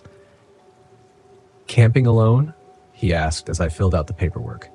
"Yep," I said, trying to sound cheerful. "Doing a piece on haunted parks." He frowned. "Well, just stick to the main trails and stay away from the old mining areas. Folks around here say they're not welcoming." "Welcoming?" I asked, raising an eyebrow. "You mean haunted?" His face hardened. "I mean dangerous grounds, unstable, and it's easy to get turned around. Some things are better left alone." I nodded politely, but I didn't take him seriously. I'd hiked all over the country and knew how to handle myself. Besides, if there was something eerie about the park, I wanted to see it. I parked my RV at a remote overlook, a spot where I could see the river far below and the endless stretch of forest. The view was breathtaking. I spent the evening taking notes, snapping photos, and soaking in the silence. That night, I woke to a sound outside. At first, I thought it was an animal, but then I heard it again, a faint humming, like someone softly singing. I froze, listening. It was coming from the woods, a woman's voice, the melody strange and haunting. I told myself it was nothing, maybe the wind or my imagination. I tried to go back to sleep, but the humming stayed with me, echoing in my mind. The next morning, I set out on a trail that led deeper into the forest. It was supposed to loop back to the campground, but I noticed an unmarked path branching off into the trees. It wasn't on my map, but curiosity got the better of me. I decided to follow it. The path led to what looked like the remains of an old mining operation. There were rusted tools scattered in the dirt, collapsed tunnels, and a small cemetery with crooked wooden crosses. The air felt heavier here, as if the forest itself was holding its breath. In the center of the clearing, I found something strange. A spiral made of rocks and bones. The bones were small birds, maybe, and arranged so perfectly it couldn't have been natural. I took a picture, feeling a chill crawl up my spine as I stood there. I thought I heard a whisper, faint and indistinct, like the forest was trying to speak. I spun around, but there was no one there. That evening, the humming came back. It started softly, almost too faint to hear, but it grew louder as the night deepened. This time, I couldn't ignore it. I grabbed my flashlight and stepped outside, shining the beam into the woods. There, just beyond the edge of the trees, was a figure. A woman dressed in a long, tattered dress, her face pale and blurred by the mist. She stood perfectly still, staring at me. "Hello?" I called out, my voice shaking. "Are you lost?" She didn't move. For a moment I thought she might be a mannequin or a trick of the light, but then she raised her hand, pointing deeper into the forest. Before I could react, she vanished. I stumbled back into the RV, locking the doors and drawing the curtains. My rational mind told me it had to be a trick, a reflection, or my imagination. But deep down, I knew better. Something was out there. The next day, I couldn't shake the feeling that the woman had been trying to tell me something. I decided to do some research, pulling out an old guidebook I'd brought with me. That's when I found it, a brief mention of the Hawk Nest Tunnel disaster in the 1930s. Hundreds of men had died while digging tunnels for a hydroelectric project. They'd been exposed to silica dust without protection, and many of them succumbed to acute silicosis. The book said the bodies of black and immigrant workers were often buried in unmarked graves to avoid scandal. It was horrifying, and it explained the cemetery, the bones, the heavy, suffocating air of the place. These men had been forgotten, their lives erased by greed. That night, as I sat in the RV, I felt the air grow cold. The humming began again, louder this time. And then the whispers came. They were all around me, soft and desperate, calling my name, Serena. I turned to the window and saw them, figures in the mist, shadowy, hunched shapes, their faces obscured, their breaths wheezing and labored. They didn't move, just stared, their hollow eyes full of pain and anger. The RV began to shake. At first, it was a faint tremor, but it grew more violent, as if something was pounding on the walls. I grabbed my camera and phone, hoping to record what was happening, but neither would turn on. The lights flickered, and the whispers became a roar. Then I saw her, the woman from the woods. She was standing inside the RV now, her face clearer than before. She looked young, maybe in her 20s, with wide, pleading eyes. "Help them," she whispered, her voice like wind through leaves. "Tell their story." She pointed to the table where my laptop sat, and then she was gone. I didn't hesitate. I opened the laptop and began typing. I wrote everything I'd seen, everything I'd learned about the miners and their tragic fate. The words poured out of me like they were being pulled from somewhere deep inside. As I finished, the RV went silent. The figures outside were gone, and the air felt lighter, as if a great weight had been lifted. The next morning, I drove out of Hawk Nest as fast as I could. When I got back to civilization, I posted the story online. It went viral almost immediately. People were horrified by what had happened and demanded action. Within weeks, a small monument was erected in the park to honor the miners who had been lost. But even now, I can't forget the woman in the woods or the whispers in the night. Sometimes when I'm alone, I hear them again. I wonder if I've truly told the whole story, or if there's more waiting for me back in those haunted hills. I came to Alagon National Forest to clear my head, to shut out the noise and rebuild myself. I'd had it all planned, a long weekend of solitude in the Pennsylvania wilderness, alone with my thoughts and maybe enough bourbon to forget the mistakes I'd made back home. The kind of reset a guy sometimes needs after losing everything. Setting up camp went smoothly enough. My RV was nestled in a secluded pocket deep within the trees, and by sunset I was settling in, trying to forget that it had only been a week since my divorce was finalized. If anyone had asked, I would have said I was here to embrace the solitude, to challenge myself. But if I'm honest, I came to avoid feeling like I'd been left behind. The forest around me was quiet, almost too quiet. No hum of civilization, no faint rumbles of cars, just an unsettling silence, broken only by the occasional bird call or the rustling of branches. But I told myself that's what I wanted. Peace. On the first day, I'd spent hours hiking through the old-growth trails, letting the stillness absorb my thoughts. I met only one person, a guy named Randy, who I ran into as I turned a corner on a narrow trail. He looked about my age, tall with a scruffy beard and a wide grin that said he was more than happy to have company. "Not many folks come out this far," he said, giving me a nod. "A guy like you coming out here solo, just getting away from things?" I shrugged, not interested in diving into my personal life, but Randy's gaze stayed fixed on me, curious. "Well," he continued, "just be careful around these parts. Ever heard of the Hollow Men?" "The what?" I asked, laughing. This guy was clearly setting me up for some campfire story. "Spirits of miners," Randy explained, looking serious. "Died in a cave in here back in the 1800s. They say they linger in these woods, hollow shells trying to lure folks to their doom. Even some of the locals won't come out here alone." He must have seen my skeptical look because he chuckled, adding, "Laugh all you want, man. Just don't go answering voices out there, all right?" I waved him off with a smirk, but his words stuck with me as I continued down the trail. The silence of the forest, once comforting, now felt watchful, like something was waiting just beyond the trees. That night, I sat by my RV staring up at the stars that looked almost unnatural in their brightness against the dark, empty sky.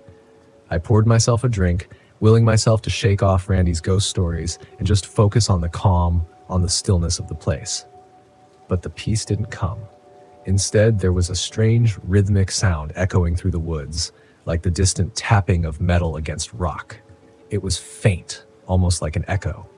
My first thought was that it had to be some kind of old machinery, an oddity, but not impossible in a place like this. Still, it sent a chill through me, prickling the hairs on my arms. By the time I made it inside the RV, I was brushing off the noise as my imagination. But that's when I noticed something even stranger.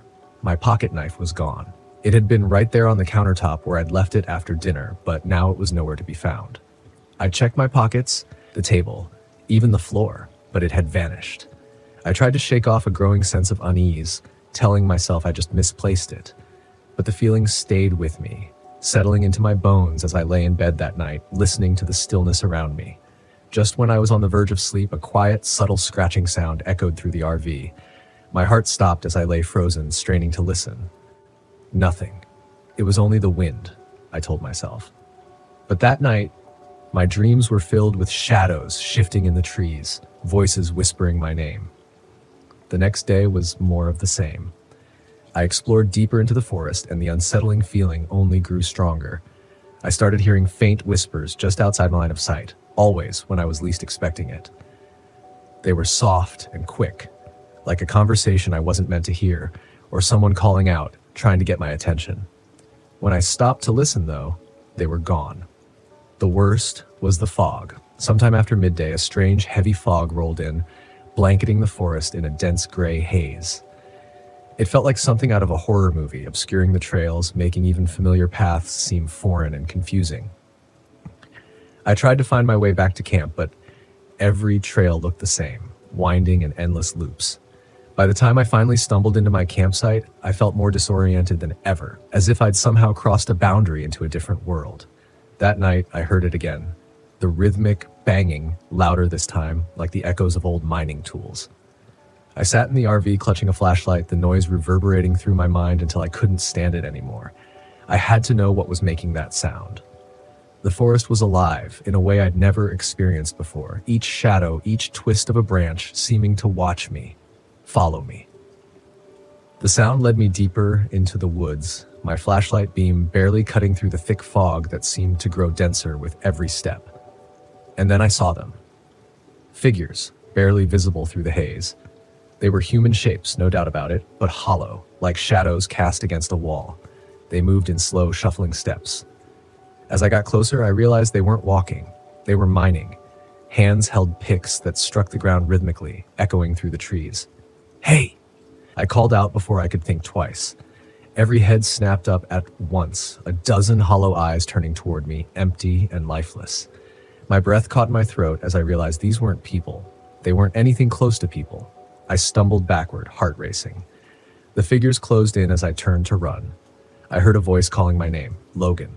Logan. It was Randy's voice, coming from somewhere beyond the shadows. I felt an instinctive pull, a need to answer him, to follow the voice. But I couldn't shake the memory of his warning. Don't go answering voices out there.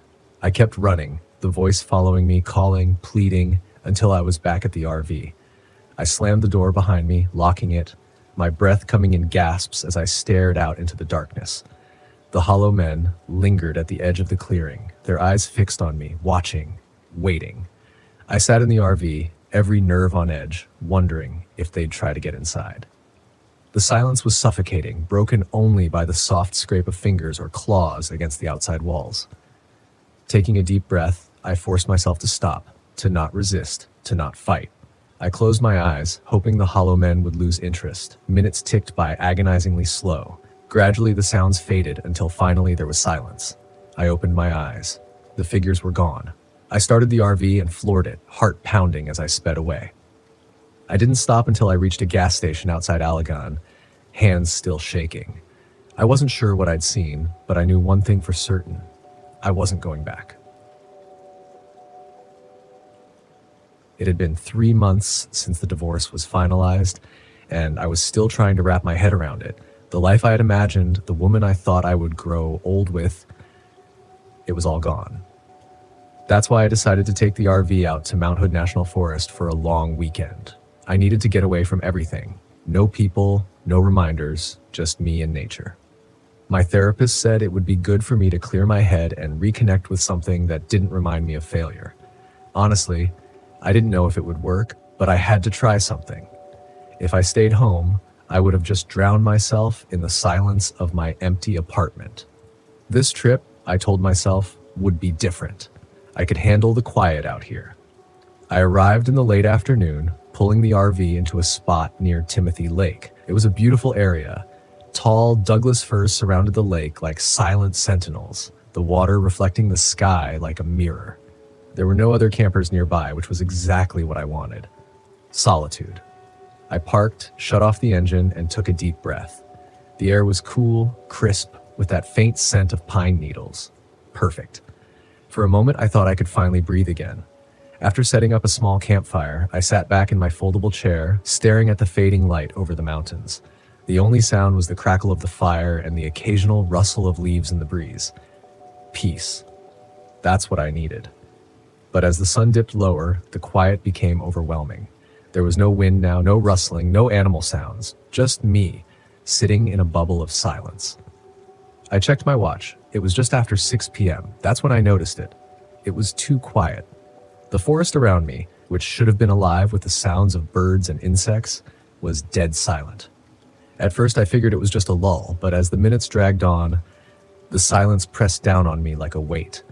I could hear the blood pumping in my ears, the soft crunch of every movement I made in my chair. It was like the whole forest was holding its breath. I shrugged it off.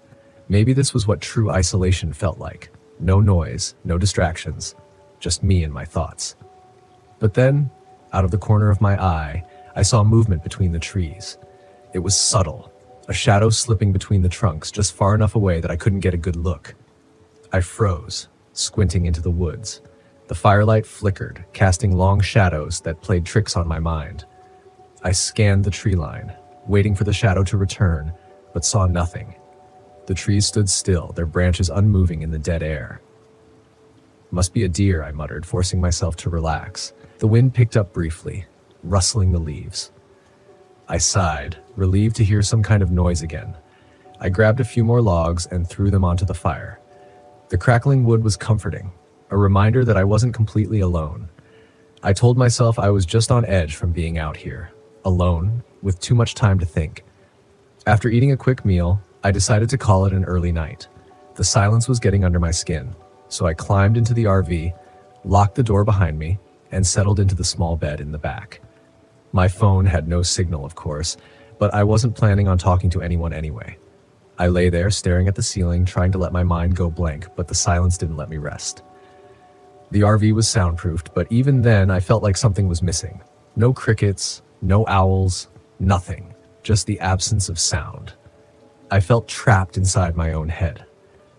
Every little shift of the mattress or rustle of my blanket amplified in the quiet. Eventually, I drifted off. Sometime in the middle of the night, I woke up with a start. I wasn't sure why at first. There hadn't been any loud noises or nightmares, just silence, but something was wrong. My skin prickled with unease. I sat up, rubbing my eyes, and glanced around the RV. The windows were fogged up, and the air felt heavier, somehow oppressive. I heard something outside. No, that wasn't right. I heard nothing outside. I swung my legs out of bed and stood, listening closely. It was the strangest sensation, like my own breathing was distant, muffled, as though I wasn't entirely in my own body. I moved toward the window and wiped away some of the condensation with my sleeve, peering into the blackness beyond the RV. For a long time, I saw nothing, just trees and shadows, and then movement. This time, I was sure. A figure stood at the edge of the clearing, just barely visible in the moonlight, tall, unnaturally still, like it was waiting for something. My heart leapt into my throat as I strained to see more clearly. It didn't move, just stood there, watching. "Hello?" I called, my voice shaky. The figure didn't respond. I backed away from the window, heart pounding, my mind racing. Was it another camper? Some kind of ranger? No, there was no way anyone would be out here this late without a sound. I checked the door. It was still locked. Good. But I felt exposed, vulnerable, knowing that whatever was out there was watching me. I grabbed the flashlight and shined it out the window, sweeping the beam across the clearing. The figure was gone. Just like that. Vanished, as if it had never been there. The next morning, the forest was still eerily quiet. No birds, no animals, just the constant oppressive silence. I tried to shake off the unease from the night before, but it clung to me like a wet blanket. I told myself I was just paranoid, that the solitude was messing with my head, but something about the way the air felt today, something was off. I decided to take a short hike to clear my mind, hoping that getting out of the RV would make me feel better. But as I ventured down the trail, that feeling of being watched grew stronger.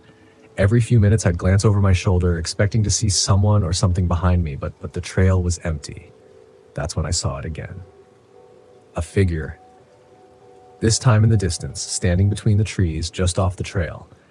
It was the same one from last night, tall, gaunt, and still. My heart hammered in my chest as I squinted, trying to make out more details. But before I could move, it slipped behind the trees and disappeared. I ran toward the spot where I'd seen it, my boots pounding against the damp earth. When I reached the trees, there was nothing. No footprints, no broken branches, nothing to show that anyone had been there at all. I stood there, catching my breath, feeling the silence pressing down on me like a vice. That's when I noticed something strange. The forest around me was completely still. Even my footsteps had stopped making noise. I stopped my boot on the ground, but I heard nothing, not even the crunch of leaves beneath my feet. Panic surged through me. I clapped my hands together. Nothing. No sound. My breathing was shallow, frantic, but it was like I was listening to it from far away. The world had gone completely, impossibly silent, and then I saw them. Not just one figure, but several, moving between the trees. Their bodies blended with the shadows. They were everywhere, circling me in complete silence. My heart raced, but I couldn't hear it. I couldn't hear anything. I ran. I didn't know where I was going, just that I needed to get away. My legs felt heavy, every step muted, like I was running underwater. The forest shifted around me, the trail disappearing into the thick fog that had rolled in, disorienting me further. Somehow I made it back to the RV. I slammed the door shut, locking it, my breath coming in ragged gasps, but still no sound. I grabbed my phone, hoping to call for help, but it was useless. The screen flickered, the GPS spinning in circles. I was trapped. For the next few hours, I stayed inside the RV, pacing back and forth, trying to calm myself down, but the silence never lifted. I couldn't even hear my own thoughts anymore, just the crushing weight of nothingness. And then, as the light began to fade, I saw them again. The silent ones. They were standing in a circle around the RV, their faces blank, their eyes hollow. There were no features, no mouths, just smooth skin where their faces should have been. They stood perfectly still, watching me through the windows, their bodies unnervingly thin and elongated. I banged on the window, screaming, but of course, no sound came. They didn't flinch, didn't move. They just stared, waiting. Desperation clawed at me. I couldn't stay here. I needed to leave, but the RV wouldn't start. Every time I tried, the engine sputtered and died, as if something was draining the life out of it. I grabbed a flashlight and opened the door, stepping outside. The silent ones didn't move, didn't react. But as I walked toward them, the air grew colder, the silence even more oppressive. My footsteps made no sound. My breathing was barely there. I felt a hand on my shoulder and spun around, expecting to see one of them behind me. But there was nothing. Just the fog swirling around me and the figures waiting in the distance. In that moment, I realized what they wanted. They weren't going to kill me. No, that would be too simple. They wanted me to join them, to become one of them. The silence wasn't just the absence of sound, it was a part of them, and it was seeping into me, stealing my voice, my thoughts, my very sense of self. And if I stayed here much longer, I knew I would lose everything. I don't remember how I made it out. The next thing I knew, I was driving far away from the campsite, from the silent ones. The sound of the engine, the tires on the road, it was all faint, like I was still caught in their grip. But at least there was something.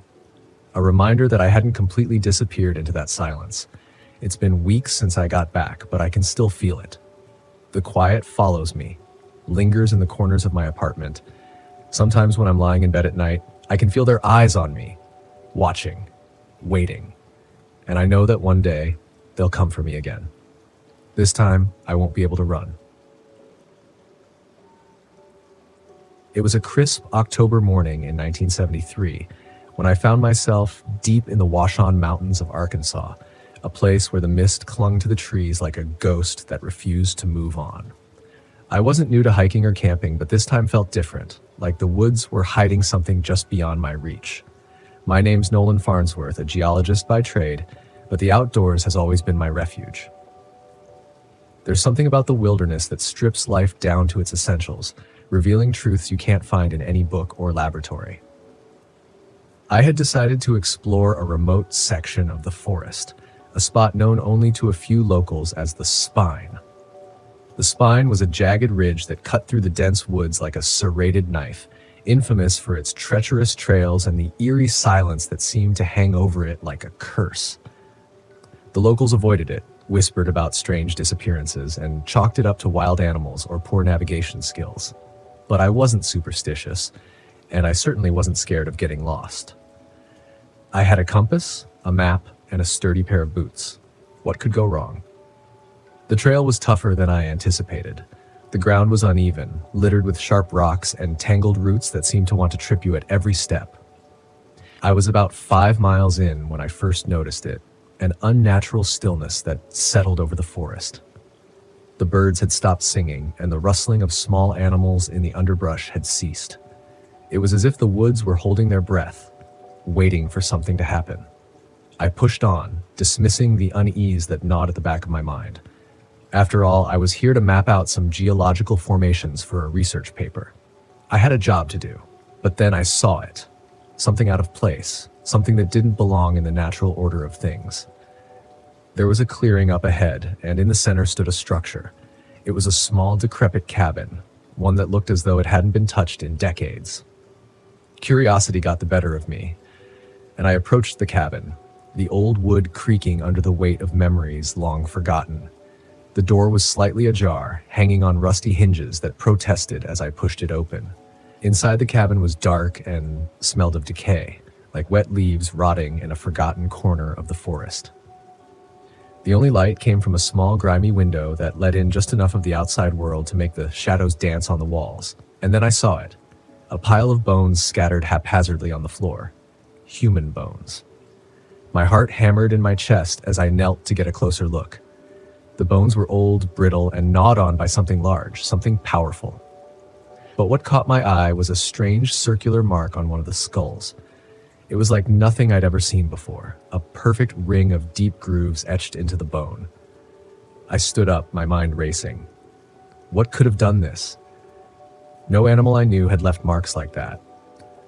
I was so absorbed in the mystery that I didn't hear the sound at first, the soft rhythmic thumping like the heartbeat of the forest itself. It was coming from outside, getting closer with each beat, resonating in my bones. I stepped outside the cabin, my eyes scanning the trail. That's when I saw it. At first, it was just a shadow, a hulking mass that moved between the trees with an unnatural grace. But then it emerged into the clearing, and I got my first clear look at it. The creature was enormous, easily 8 feet tall, with a body covered in matted fur that clung to its frame like moss on a stone. Its limbs were long and muscular, ending in hands that were more like claws, thick, twisted talons that could tear through flesh and bone with ease. But it was the head that froze me in place.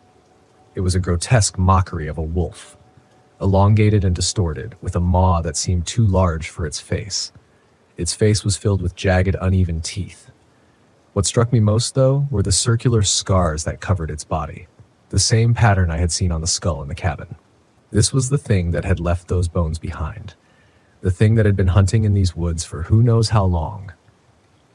And now it had found me. I didn't wait to see what it would do. Instinct took over, and I ran. I ran harder and faster than I'd ever run in my life. The forest blurred around me as I bolted down the trail. I could hear it behind me, crashing through the underbrush with terrifying speed, gaining on me with every step. I didn't have a plan, I just knew I had to get away, to put as much distance between myself and that thing as possible. But the forest was against me. The trail seemed to twist and turn on itself, leading me in circles, disorienting me until I didn't know which way was out. Then I saw it. An old fire tower, half collapsed but still standing just a few hundred yards ahead. It was my only chance. I sprinted towards it, my lungs burning, my legs screaming for relief. I could feel the creature closing in, its hot breath on the back of my neck. But I didn't dare look back. I reached the tower and scrambled up the rickety ladder, the wood groaning under my weight. I didn't stop until I was at the top, my back pressed against the cold metal railing, gasping for breath. The creature circled the base of the tower, staring up at me with those cold, dead eyes, its mouth hanging open in a silent snarl. For a moment, it just stood there as if deciding what to do next. Then, without warning, it leapt onto the ladder, its claws digging into the wood as it started to climb. Panic surged through me. I scanned the platform, looking for anything I could use as a weapon. My eyes landed on a rusted axe, forgotten by whoever had abandoned the tower years ago. I grabbed the axe and positioned myself above the ladder, waiting. The creature's head appeared, its teeth bared, its eyes locked onto mine. I swung the axe with every ounce of strength I had left. The blade connected with a sickening crunch. The creature let out a soundless scream as it fell back, hitting the ground with a heavy thud. I didn't waste time watching it die. I climbed down the opposite side of the tower and ran until my legs gave out and I collapsed on the forest floor, my heart pounding, my breath coming in ragged gasps. When I finally found the strength to stand, the sun was setting, casting long shadows through the trees. I made my way back to civilization, the memory of that day etched into my mind. I reported what I had found to the authorities, but they dismissed it as the ramblings of a man who had spent too much time alone in the woods. They sent a search party to the area, but they found nothing. No bones, no cabin, and no creature. But I know what I saw. And every time I close my eyes, I see it again. That grotesque wolf-like head, those circular scars, and the soundless snarl that haunted my dreams for weeks. But that's the end of it. I'm not one to dwell on the past or let fear rule my life. I've got other places to explore, other mysteries to uncover. Life's too short to be afraid of the dark. I needed this escape after the year I'd had. Peace was the only thing I craved. My ex-wife had taken the house, my boss had taken my sanity, and I was left holding nothing but a bag of resentment and a camera. So here I was, finally alone in Black Rock Canyon, Joshua Tree's hauntingly beautiful desert. They said these nights were the darkest in the country, perfect for the long exposure shots I needed for my portfolio, but also hopefully for some much-needed clarity. The sky was ink black, spattered with a smattering of stars, and my RV felt like a fragile shell in this immense desert, which stretched out infinitely on all sides. I set up my tripod, thinking how strange it was to have so much space and yet feel the weight of something closing in, pressing down on me from every angle. I framed the shot. The rock formations jagged against the horizon like bones clawing up from beneath the desert. Just as I clicked the shutter, something caught my eye. Something odd up on a nearby ridge, a pile of stones stacked in a rough tower stood silhouetted against the fading light. I squinted, unease prickling the back of my neck. It wasn't a cairn, at least not like the ones I'd seen before. These rocks were stacked too high and too precisely, almost ritualistic in their placement. And yet, I'd seen no one here, not a soul for miles. I shook it off and went back to shooting. The night, with all its dark expansiveness, was settling in, and I was ready to forget everything. That's when I heard it, a low humming sound reverberating through the thin air. It was faint, just a vibration, but I felt it in my bones. I stood still, listening, straining my ears as it grew louder, rhythmic, almost like a chant. I whipped around, expecting to find some desert animal or even another hiker, but there was nothing. Just the stacked stones up on the ridge, now looming in the moonlight, their shadows long and spindly like fingers stretching down toward me. "All right," I muttered, forcing a laugh. "Maybe you're just getting a little too comfortable out here." I forced myself back into the RV, telling myself it was just the wind, a desert echo, a trick of the open space. But that hum stuck with me, burrowing into my chest like a thorn I couldn't shake. I didn't think much more of it until the middle of the night when I was jolted awake by a noise inside the RV, a clicking, snapping sound. My heart hammered as I sat up, listening. Nothing. I climbed out of bed, checking the windows, and noticed my camera's light blinked. That's when I saw them. The pictures. They'd been taken while I was sleeping. Distorted, blurry images of me lying in bed, the RV's dim interior barely illuminated. What the? I muttered, flipping through them, my mind scrambling for an explanation. There was no way I'd taken these. The only other option was that someone had been in here while I was asleep. My pulse raced, and I checked the door, feeling a wave of relief to find it locked. I told myself the camera was just malfunctioning, a faulty shutter, maybe, but still, the hairs on my arms stood on end. In every photo, just beyond the frame, there was a shadow, a faint blur, like someone was standing just out of sight. I glanced out the window, half expecting to see someone staring back at me, but there was nothing. Just the desert, empty and still. Reluctantly, I climbed back into bed, but sleep was out of the question. Every creak of the RV felt amplified in the silence, and I lay awake until the first light of dawn finally broke the tension. In the harsh light of morning, my nerves felt foolish. Determined to shake the feeling, I threw on my gear and hiked up to the ridge where I'd seen the stacked stones. The desert had that strange, quiet hum again, as if it were alive and breathing. The closer I got, the more stones I saw.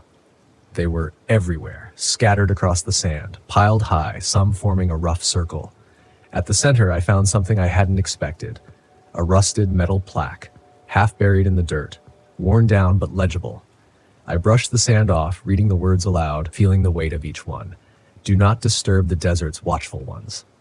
I swallowed, feeling an odd chill run through me.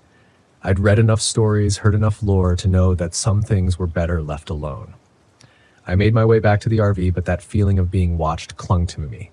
I was only a few feet from the door when I saw it, someone standing at the edge of the rocks, staring down at me. My heart skipped. I called out, "Hello," but there was no answer. They just stood there, perfectly still, a tall figure with shadowed features. I blinked, and they were gone. That night, I set up my camera again, trying to capture the stars, hoping to drown out the unease and work. But as the hours passed, the desert seemed to close in around me, and the silence grew almost deafening. Around midnight, the humming started again, that same low drone, a chant. I shut my eyes, telling myself it was a desert sound, a trick of the wind. But when I opened my eyes, something shifted at the edge of my vision. There it was again, that shadowy figure. This time, closer, standing just beyond the reach of my headlights. Its features were obscured but unmistakably human. I couldn't see its face, but I felt its eyes on me, cold and unblinking. "Who are you?" I shouted, but it said nothing. It just stood there, silent, watching. I felt the chill seep into my bones as the figure slowly lifted a hand, pointing toward the ridge and the circle of stones. My mind screamed at me to stay in the RV, to lock the doors and wait for morning. But something inside me pushed back, a bitter voice whispering that I was here to face my demons, even if they were made of nothing more than shadow and sand. I stepped out of the RV, heart pounding, and aimed my flashlight toward the figure. But the light revealed nothing. The figure was gone. My camera kept snapping on its own, capturing photo after photo. I checked the screen, flipping through them with growing horror. The pictures showed me standing in front of the RV, but behind me there was someone, a figure standing in the shadows, grinning. Its face half-formed, almost human but twisted, as if made from sand and shadows. I stumbled back, fighting the instinct to run, and nearly tripped over the piled stones near the ridge. My breath was ragged, and I felt something cold brush against my neck, a whisper, low and distorted, echoing in the emptiness. "Ethan," it hissed. I snapped. I hurled my camera toward the stones, smashing it on the rocks, hearing it shatter into pieces. I don't know why I did it, but something told me that's what it wanted. That whatever this thing was, it had fed off my memories, my photos, my presence. The desert was silent again. I felt it let go of me, the weight easing, and I staggered back to the RV, trembling, feeling a strange sense of loss and relief. I drove all night, the desert a blur of shadows in my rearview mirror, refusing to look back. But as dawn broke, I felt a strange calm settle over me, a peace I hadn't felt in years. I didn't know what I'd seen, but I knew it was gone, left behind with the shattered pieces of my camera and whatever had haunted me for so long. Weeks later, I found a package in the mail. No return address, no note. Just a simple envelope. Inside was a single photo. It was one of my last shots from Black Rock Canyon, a photo of me asleep in the RV, peaceful, unaware. But in the corner of the image, a shadow hovered over me, its hand reaching out as if trying to pull something out of me. And there, scrawled across the back of the photo, were 5 chilling words: "You will come back someday." My name is Elena Marks, and I'm 36 years old. I'm a photographer by trade, a wanderer by nature, and a skeptic by necessity. I've spent the better part of my adult life chasing shadows with my camera, abandoned houses, forgotten trails, local legends, but nothing could have prepared me for what happened last summer. This wasn't some folklore I could brush off or a photograph I could explain away. It happened in July on the 11-Point River, deep in the Mark Twain National Forest. I arrived at Greer Crossing Campground late in the afternoon, eager to set up my RV before sunset. The 11-Point was beautiful, lush, green, and eerily quiet. That silence was part of the reason I'd chosen the spot. It was isolated, which meant no tourists trampling through my shots. The other reason? A local legend about a ghostly figure that haunted the riverbanks, luring people to their deaths. I didn't believe it, of course. It was just another story to add to my portfolio. Another forgotten legend to explore. The plan was simple: spend a couple of nights camping, shoot some eerie landscapes, and move on. The campground was nearly empty, save for one other RV parked several spots away. I set up camp near the river, unpacked my gear, and took my camera to scout the area. The forest was dense, the river winding like a silver thread through the trees. As I walked along the bank, I came across a weathered wooden sign nailed to a tree. The words were barely legible, carved deep into the grain: "Beware the Whisperer." I chuckled under my breath. It was probably some prank or an old warning left by locals to keep kids away from the water. But as I stood there staring at the sign, a faint chill ran down my spine. The late afternoon sun cast long shadows across the water, and for a moment I thought I saw a figure standing knee-deep in the river. When I blinked, it was gone. That night, as I sat by the fire reviewing my photos, I couldn't shake the feeling that something was off. The forest was too quiet, no rustling leaves, no chirping crickets, just the crackle of the fire and the gentle rush of the river. It started with a faint splash, like a fish jumping. I glanced toward the water but saw nothing. Then came the whispering. At first I thought it was the wind, but the sound was too distinct, too deliberate. My name. I heard my name, Elena. I froze, the hair on my arm standing on end. The voice was soft, barely audible, but it was unmistakable. It sounded like Derek, my younger brother. Derek had drowned when we were kids. We'd been playing near a lake and I'd looked away for just a moment. By the time I realized he was gone, it was too late. That guilt had followed me my whole life, but I'd never heard his voice before. Not like this. Elena. I grabbed my flashlight and aimed it at the riverbank. The beam cut through the darkness, illuminating the water, the trees, the rocks. Nothing. I shook my head and turned back to the fire, telling myself it was just my imagination. But when I woke the next morning, there were wet footprints leading from the river to my RV. I spent the day exploring the area, trying to distract myself.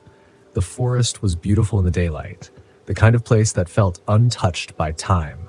But even then, I couldn't shake the unease. Everywhere I went, I found signs of something strange, more of those wooden warnings nailed to trees, and what looked like small shrines made of sticks and stones near the water. That afternoon, I stumbled upon an old abandoned campsite. The tent was torn, the sleeping bag covered in moss, and a rusted kettle sat half buried in the dirt. Inside the tent, I found a journal. The pages were damp and yellowed, but I could still make out some of the entries. She comes at night. One reads, "She knows your pain. Don't listen to her." I felt a cold knot tighten in my stomach. It was just a story, I told myself. Just a story. That night, the whisperers came back. Elena? I stayed in the RV, locking the door and shutting all the blinds. The sound was louder now, insistent. It moved around the RV, circling, tapping on the windows. Elena, come to me. It was Derek's voice again, but there was something wrong with it. Something hollow, inhuman. I clenched my fists, willing myself not to move, not to answer. And then I saw her. She was standing by the river, her silhouette lit by the pale glow of the moon. A woman, young, with long dark hair and a tattered white dress. Her face was obscured by shadow, but I could see her lips moving, whispering. She stepped into the water, beckoning me with a slow, deliberate motion. Elena? I grabbed my camera, desperate to document what I was seeing, to prove to myself it was real. But when I snapped the photo, the flash illuminated only the empty riverbank. She was gone. The next morning, I wanted to leave, but the RV wouldn't start. The engine sputtered and died, and my phone was dead, despite being fully charged the night before. I checked the tires. No damage, no reason for the sudden failure. It was as if something didn't want me to leave. I spent the day trying to fix the RV, but my tools didn't seem to help. By late afternoon, I was exhausted and decided to take a walk to clear my head. As I neared the river, I heard her again. Elena, it wasn't your fault. I stopped cold. The voice was softer now, almost kind. It wasn't your fault. You can let go. I turned and saw her standing in the water again. This time her face was visible, pale, sad, beautiful. Her eyes were filled with tears. For a moment I believed her. Come to me, she said, her voice breaking. Let me help you. I took a step forward, the weight of my guilt pulling me like a tide. But then I remembered the journal. She knows your pain. Don't listen to her. I stopped. Her expression darkened, her eyes narrowing. Elena, she said, her voice turning sharp, angry. Come to me. I turned and ran back to the RV, her screams echoing through the forest. That night was the worst. She didn't whisper anymore. She pounded on the walls, rocked the RV, screamed my name. I barricaded myself inside, clutching the journal like a lifeline. In the early hours of the morning, the noise stopped. When I finally dared to look outside, the river was still. But near the bank, I saw something that made my blood run cold. A cairn of stones, stacked neatly with my name carved into the top rock. I knew then that I couldn't stay.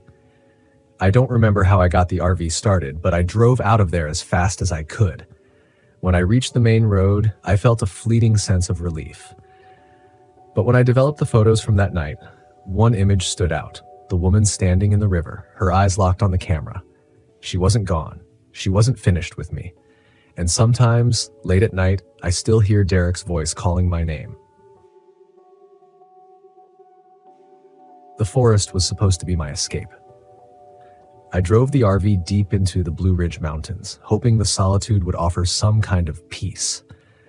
I had been out here a few times before, never this deep, though.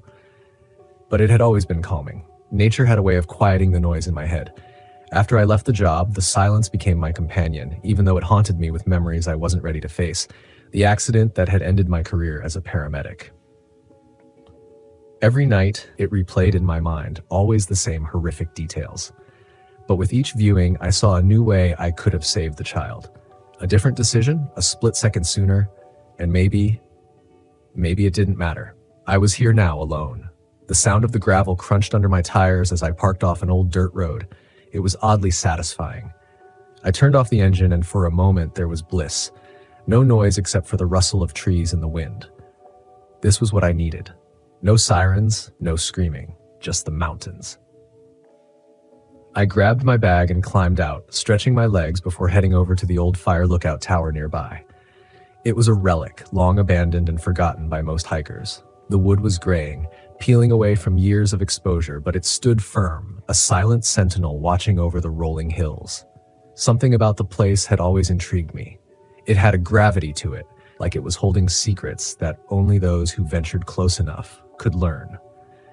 I planned to spend the weekend here, at least 3 days before I had to go back to reality. I didn't need much. Just the stillness, the mountains, and a break from the memories. I set up camp near the RV, built a small fire, and tried to let go. But the quiet was different this time. The first night it started with whispers. I was sitting by the fire, watching the flames flicker against the trees, when I thought I heard voices. Not nearby, but carried on the wind. Faint, like a conversation just out of reach. I strained to listen, but they faded, lost in the rustle of the leaves. Probably just my mind playing tricks, I told myself. I hadn't slept well in weeks, and the quiet, while peaceful, was unnerving in its own way. After a while, I retreated to the RV, exhausted, but the voices lingered in the back of my mind. Soft murmurs that tugged at my thoughts. As I lay down, I told myself it was nothing. Just echoes of people who had camped here long before. The wind could carry sounds in strange ways out here, but the deeper I fell into sleep, the louder they grew, until I jerked awake, covered in sweat. There were no voices, just the oppressive weight of silence. I stared at the ceiling, the same question running through my mind. Was this peace or something else? The next morning, things started to get strange. I woke to find my watch blinking, frozen at 2:47 a.m. I tapped the screen a few times, but it refused to budge. Strange. When I checked my phone, it was dead, despite being fully charged the night before. I chalked it up to bad luck, but when I stepped out of the RV, the sun seemed higher in the sky than it should have been. It was late morning, but it felt like I had only just fallen asleep. I spent the day hiking, keeping my mind occupied. The trail was familiar. I'd hiked this ridge before, but something about it felt different. Landmarks I swore I'd seen on the way up seemed out of place, or worse, missing. And every time I thought I was making progress, I'd find myself right back where I started. The same twisted tree, the same rock formation, a loop. The disorientation didn't set in all at once. It was a slow, creeping unease that settled in my bones. The wind felt wrong too, as if it was carrying something. I couldn't quite hear those whispers again, faint, distorted, carried on the breeze. This time, they were closer. By nightfall, the voices were louder. They weren't whispers anymore, but full conversations, disembodied words spoken in tones I couldn't place. It was like someone was just out of view, talking, laughing. At first, I stayed by the fire, trying to block it out, but the longer I sat there, the clearer the voices became. I couldn't make out what they were saying, but it was as if they were replaying over and over, fragments of words lost on the wind. I stood up, scanning the tree line. Shadows flickered just beyond the light of the fire. My breath caught in my throat. "Hello?" I called, my voice cracking in the stillness. No answer. The hairs on my neck stood up as I watched the shadows shift, a figure. It moved between the trees, far enough that I couldn't see clearly, but close enough to make my pulse quicken. My first thought was that it was another hiker, maybe someone lost. But when I took a step toward it, it vanished, gone, as if it had never been there. I grabbed my flashlight, pointing it into the woods, but the beam of light revealed nothing but trees. I tried to convince myself it was just my mind playing tricks again, but my gut told me otherwise. There was something here, something I didn't understand. I retreated to the RV, locking the door behind me. But even inside, the silence was heavy. I lay in bed, staring at the ceiling, listening. The voices were still there, faint now, but constant. It felt like someone was standing just outside the RV, talking in circles, over and over. The next morning, I hiked to the old fire lookout. I don't know why. Something about the tower drew me in, like I needed to be there. It was old, dilapidated, and crumbling, but it held a strange power. When I reached the top, I could see for miles. The Blue Ridge Mountains stretched out in every direction, green and endless. I expected to feel some sense of peace, but instead, a deep dread settled in my chest. The lookout wasn't empty. It was filled with the remnants of people who had come here before me. Old camping gear, torn sleeping bags, cans of food long since expired, graffiti scratched into the wooden beams, names etched into the walls. And something else, carved into the center of the floor, was a symbol, a crude spiral looping in on itself. I knelt down, running my fingers over the grooves. It looked old, weathered, like it had been there forever. The voices returned, this time louder, clearer. I whipped around, expecting to see someone standing behind me, but the tower was empty, just the wind whistling through the cracks in the wood. I ran my hands through my hair, my heart pounding in my chest. Something was very wrong here. The ridge, the lookout, it wasn't just an old campsite. It was a trap, a loop, and I was stuck in it. I tried to leave that afternoon, packed up the RV, started the engine, and drove down the winding road that had brought me here.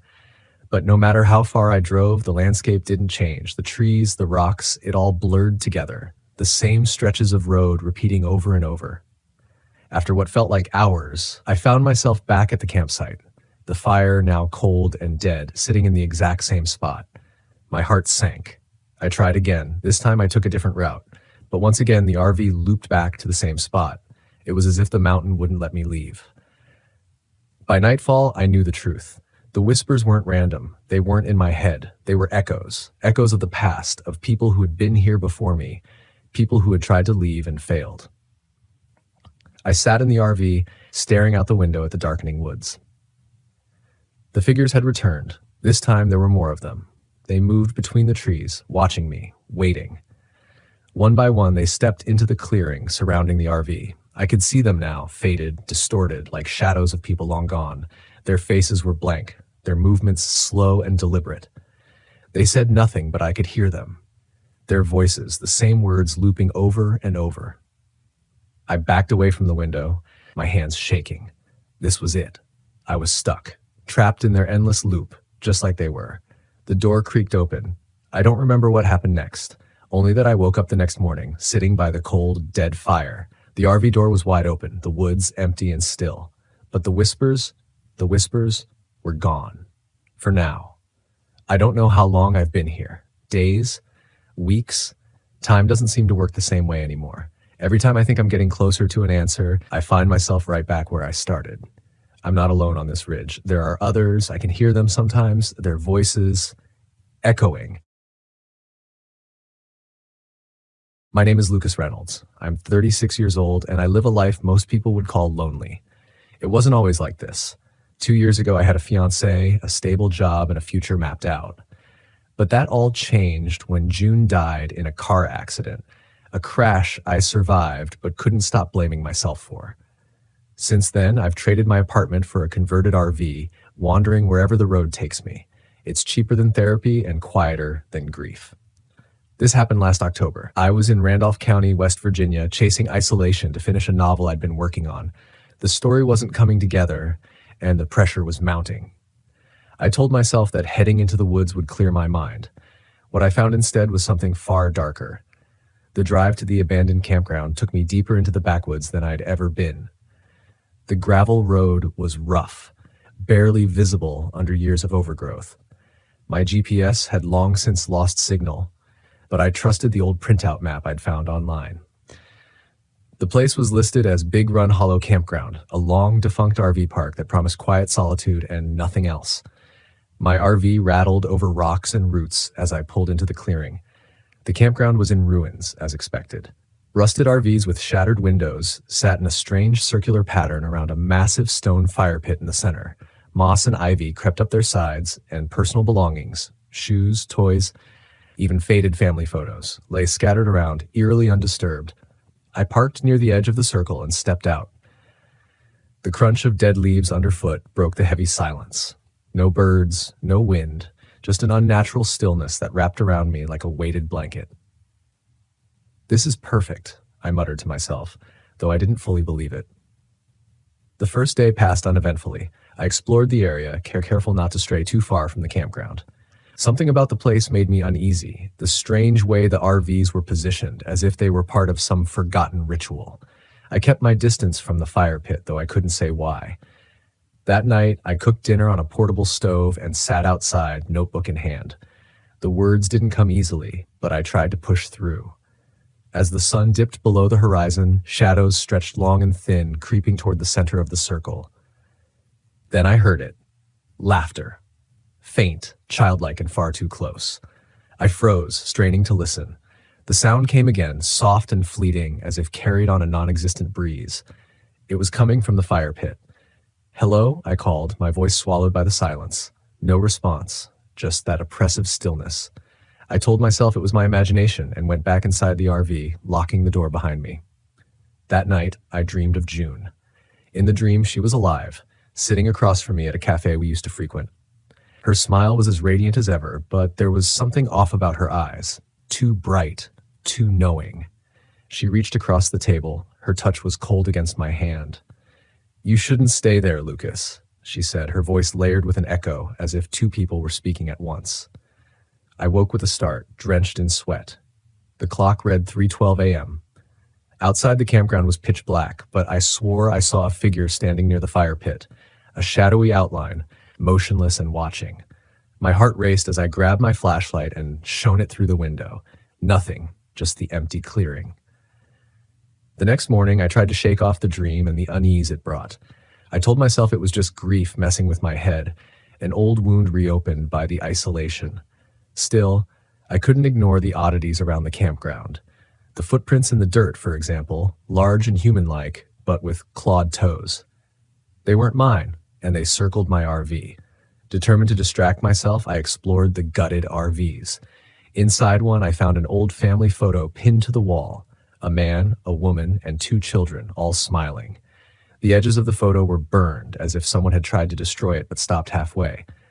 Beneath it, carved into the wall, was a spiral symbol with claw-like extensions. I saw the same symbol etched onto trees and other RVs as I wandered the campground. It felt deliberate, like a warning or a trap.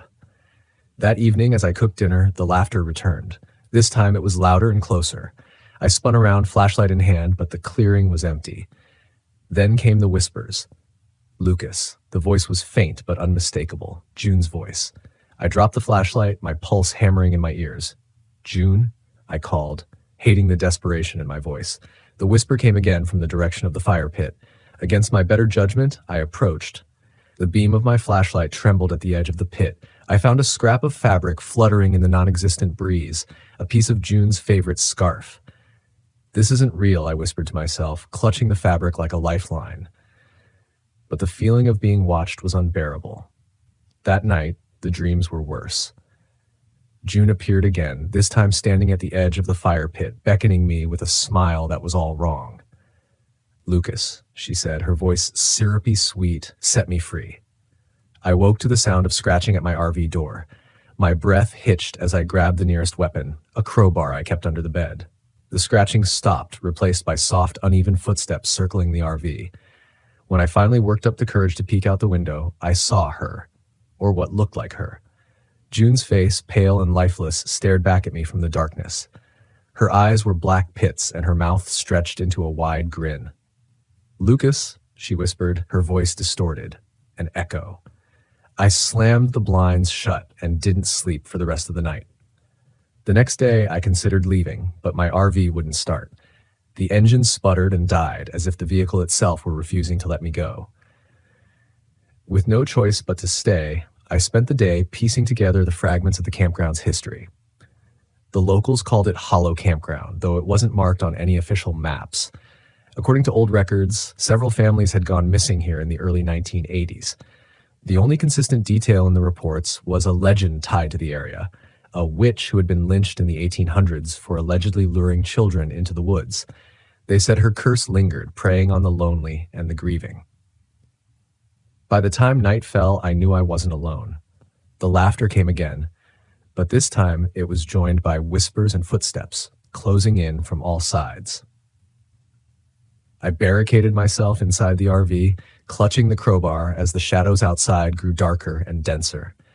The air felt thick, electric, as if the campground itself was alive. Then I heard June's voice, soft and broken, pleading, "Lucas, help me. Light the fire." I looked out the window. She was standing by the fire pit, her body half shrouded in shadows. For a moment, I believed it was really her, that I could save her. But then I saw the spiral symbol glowing faintly in the dirt around her feet, the same symbol carved into the RVs. It was a trap.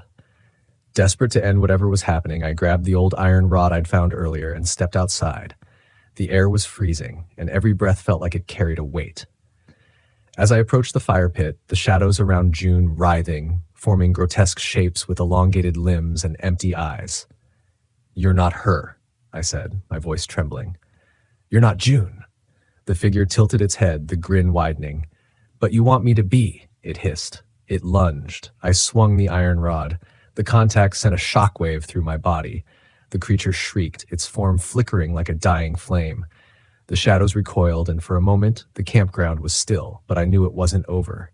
Using the rod, I destroyed the fire pit, scattering the stones and breaking the circle. The air seemed to shift, the oppressive weight lifting slightly as I turned to leave. I saw the figure standing at the edge of the clearing, watching. It didn't follow. By morning, my RV started without issue. I drove away without looking back, my hands shaking on the wheel. I never finished the novel, and I haven't gone camping since.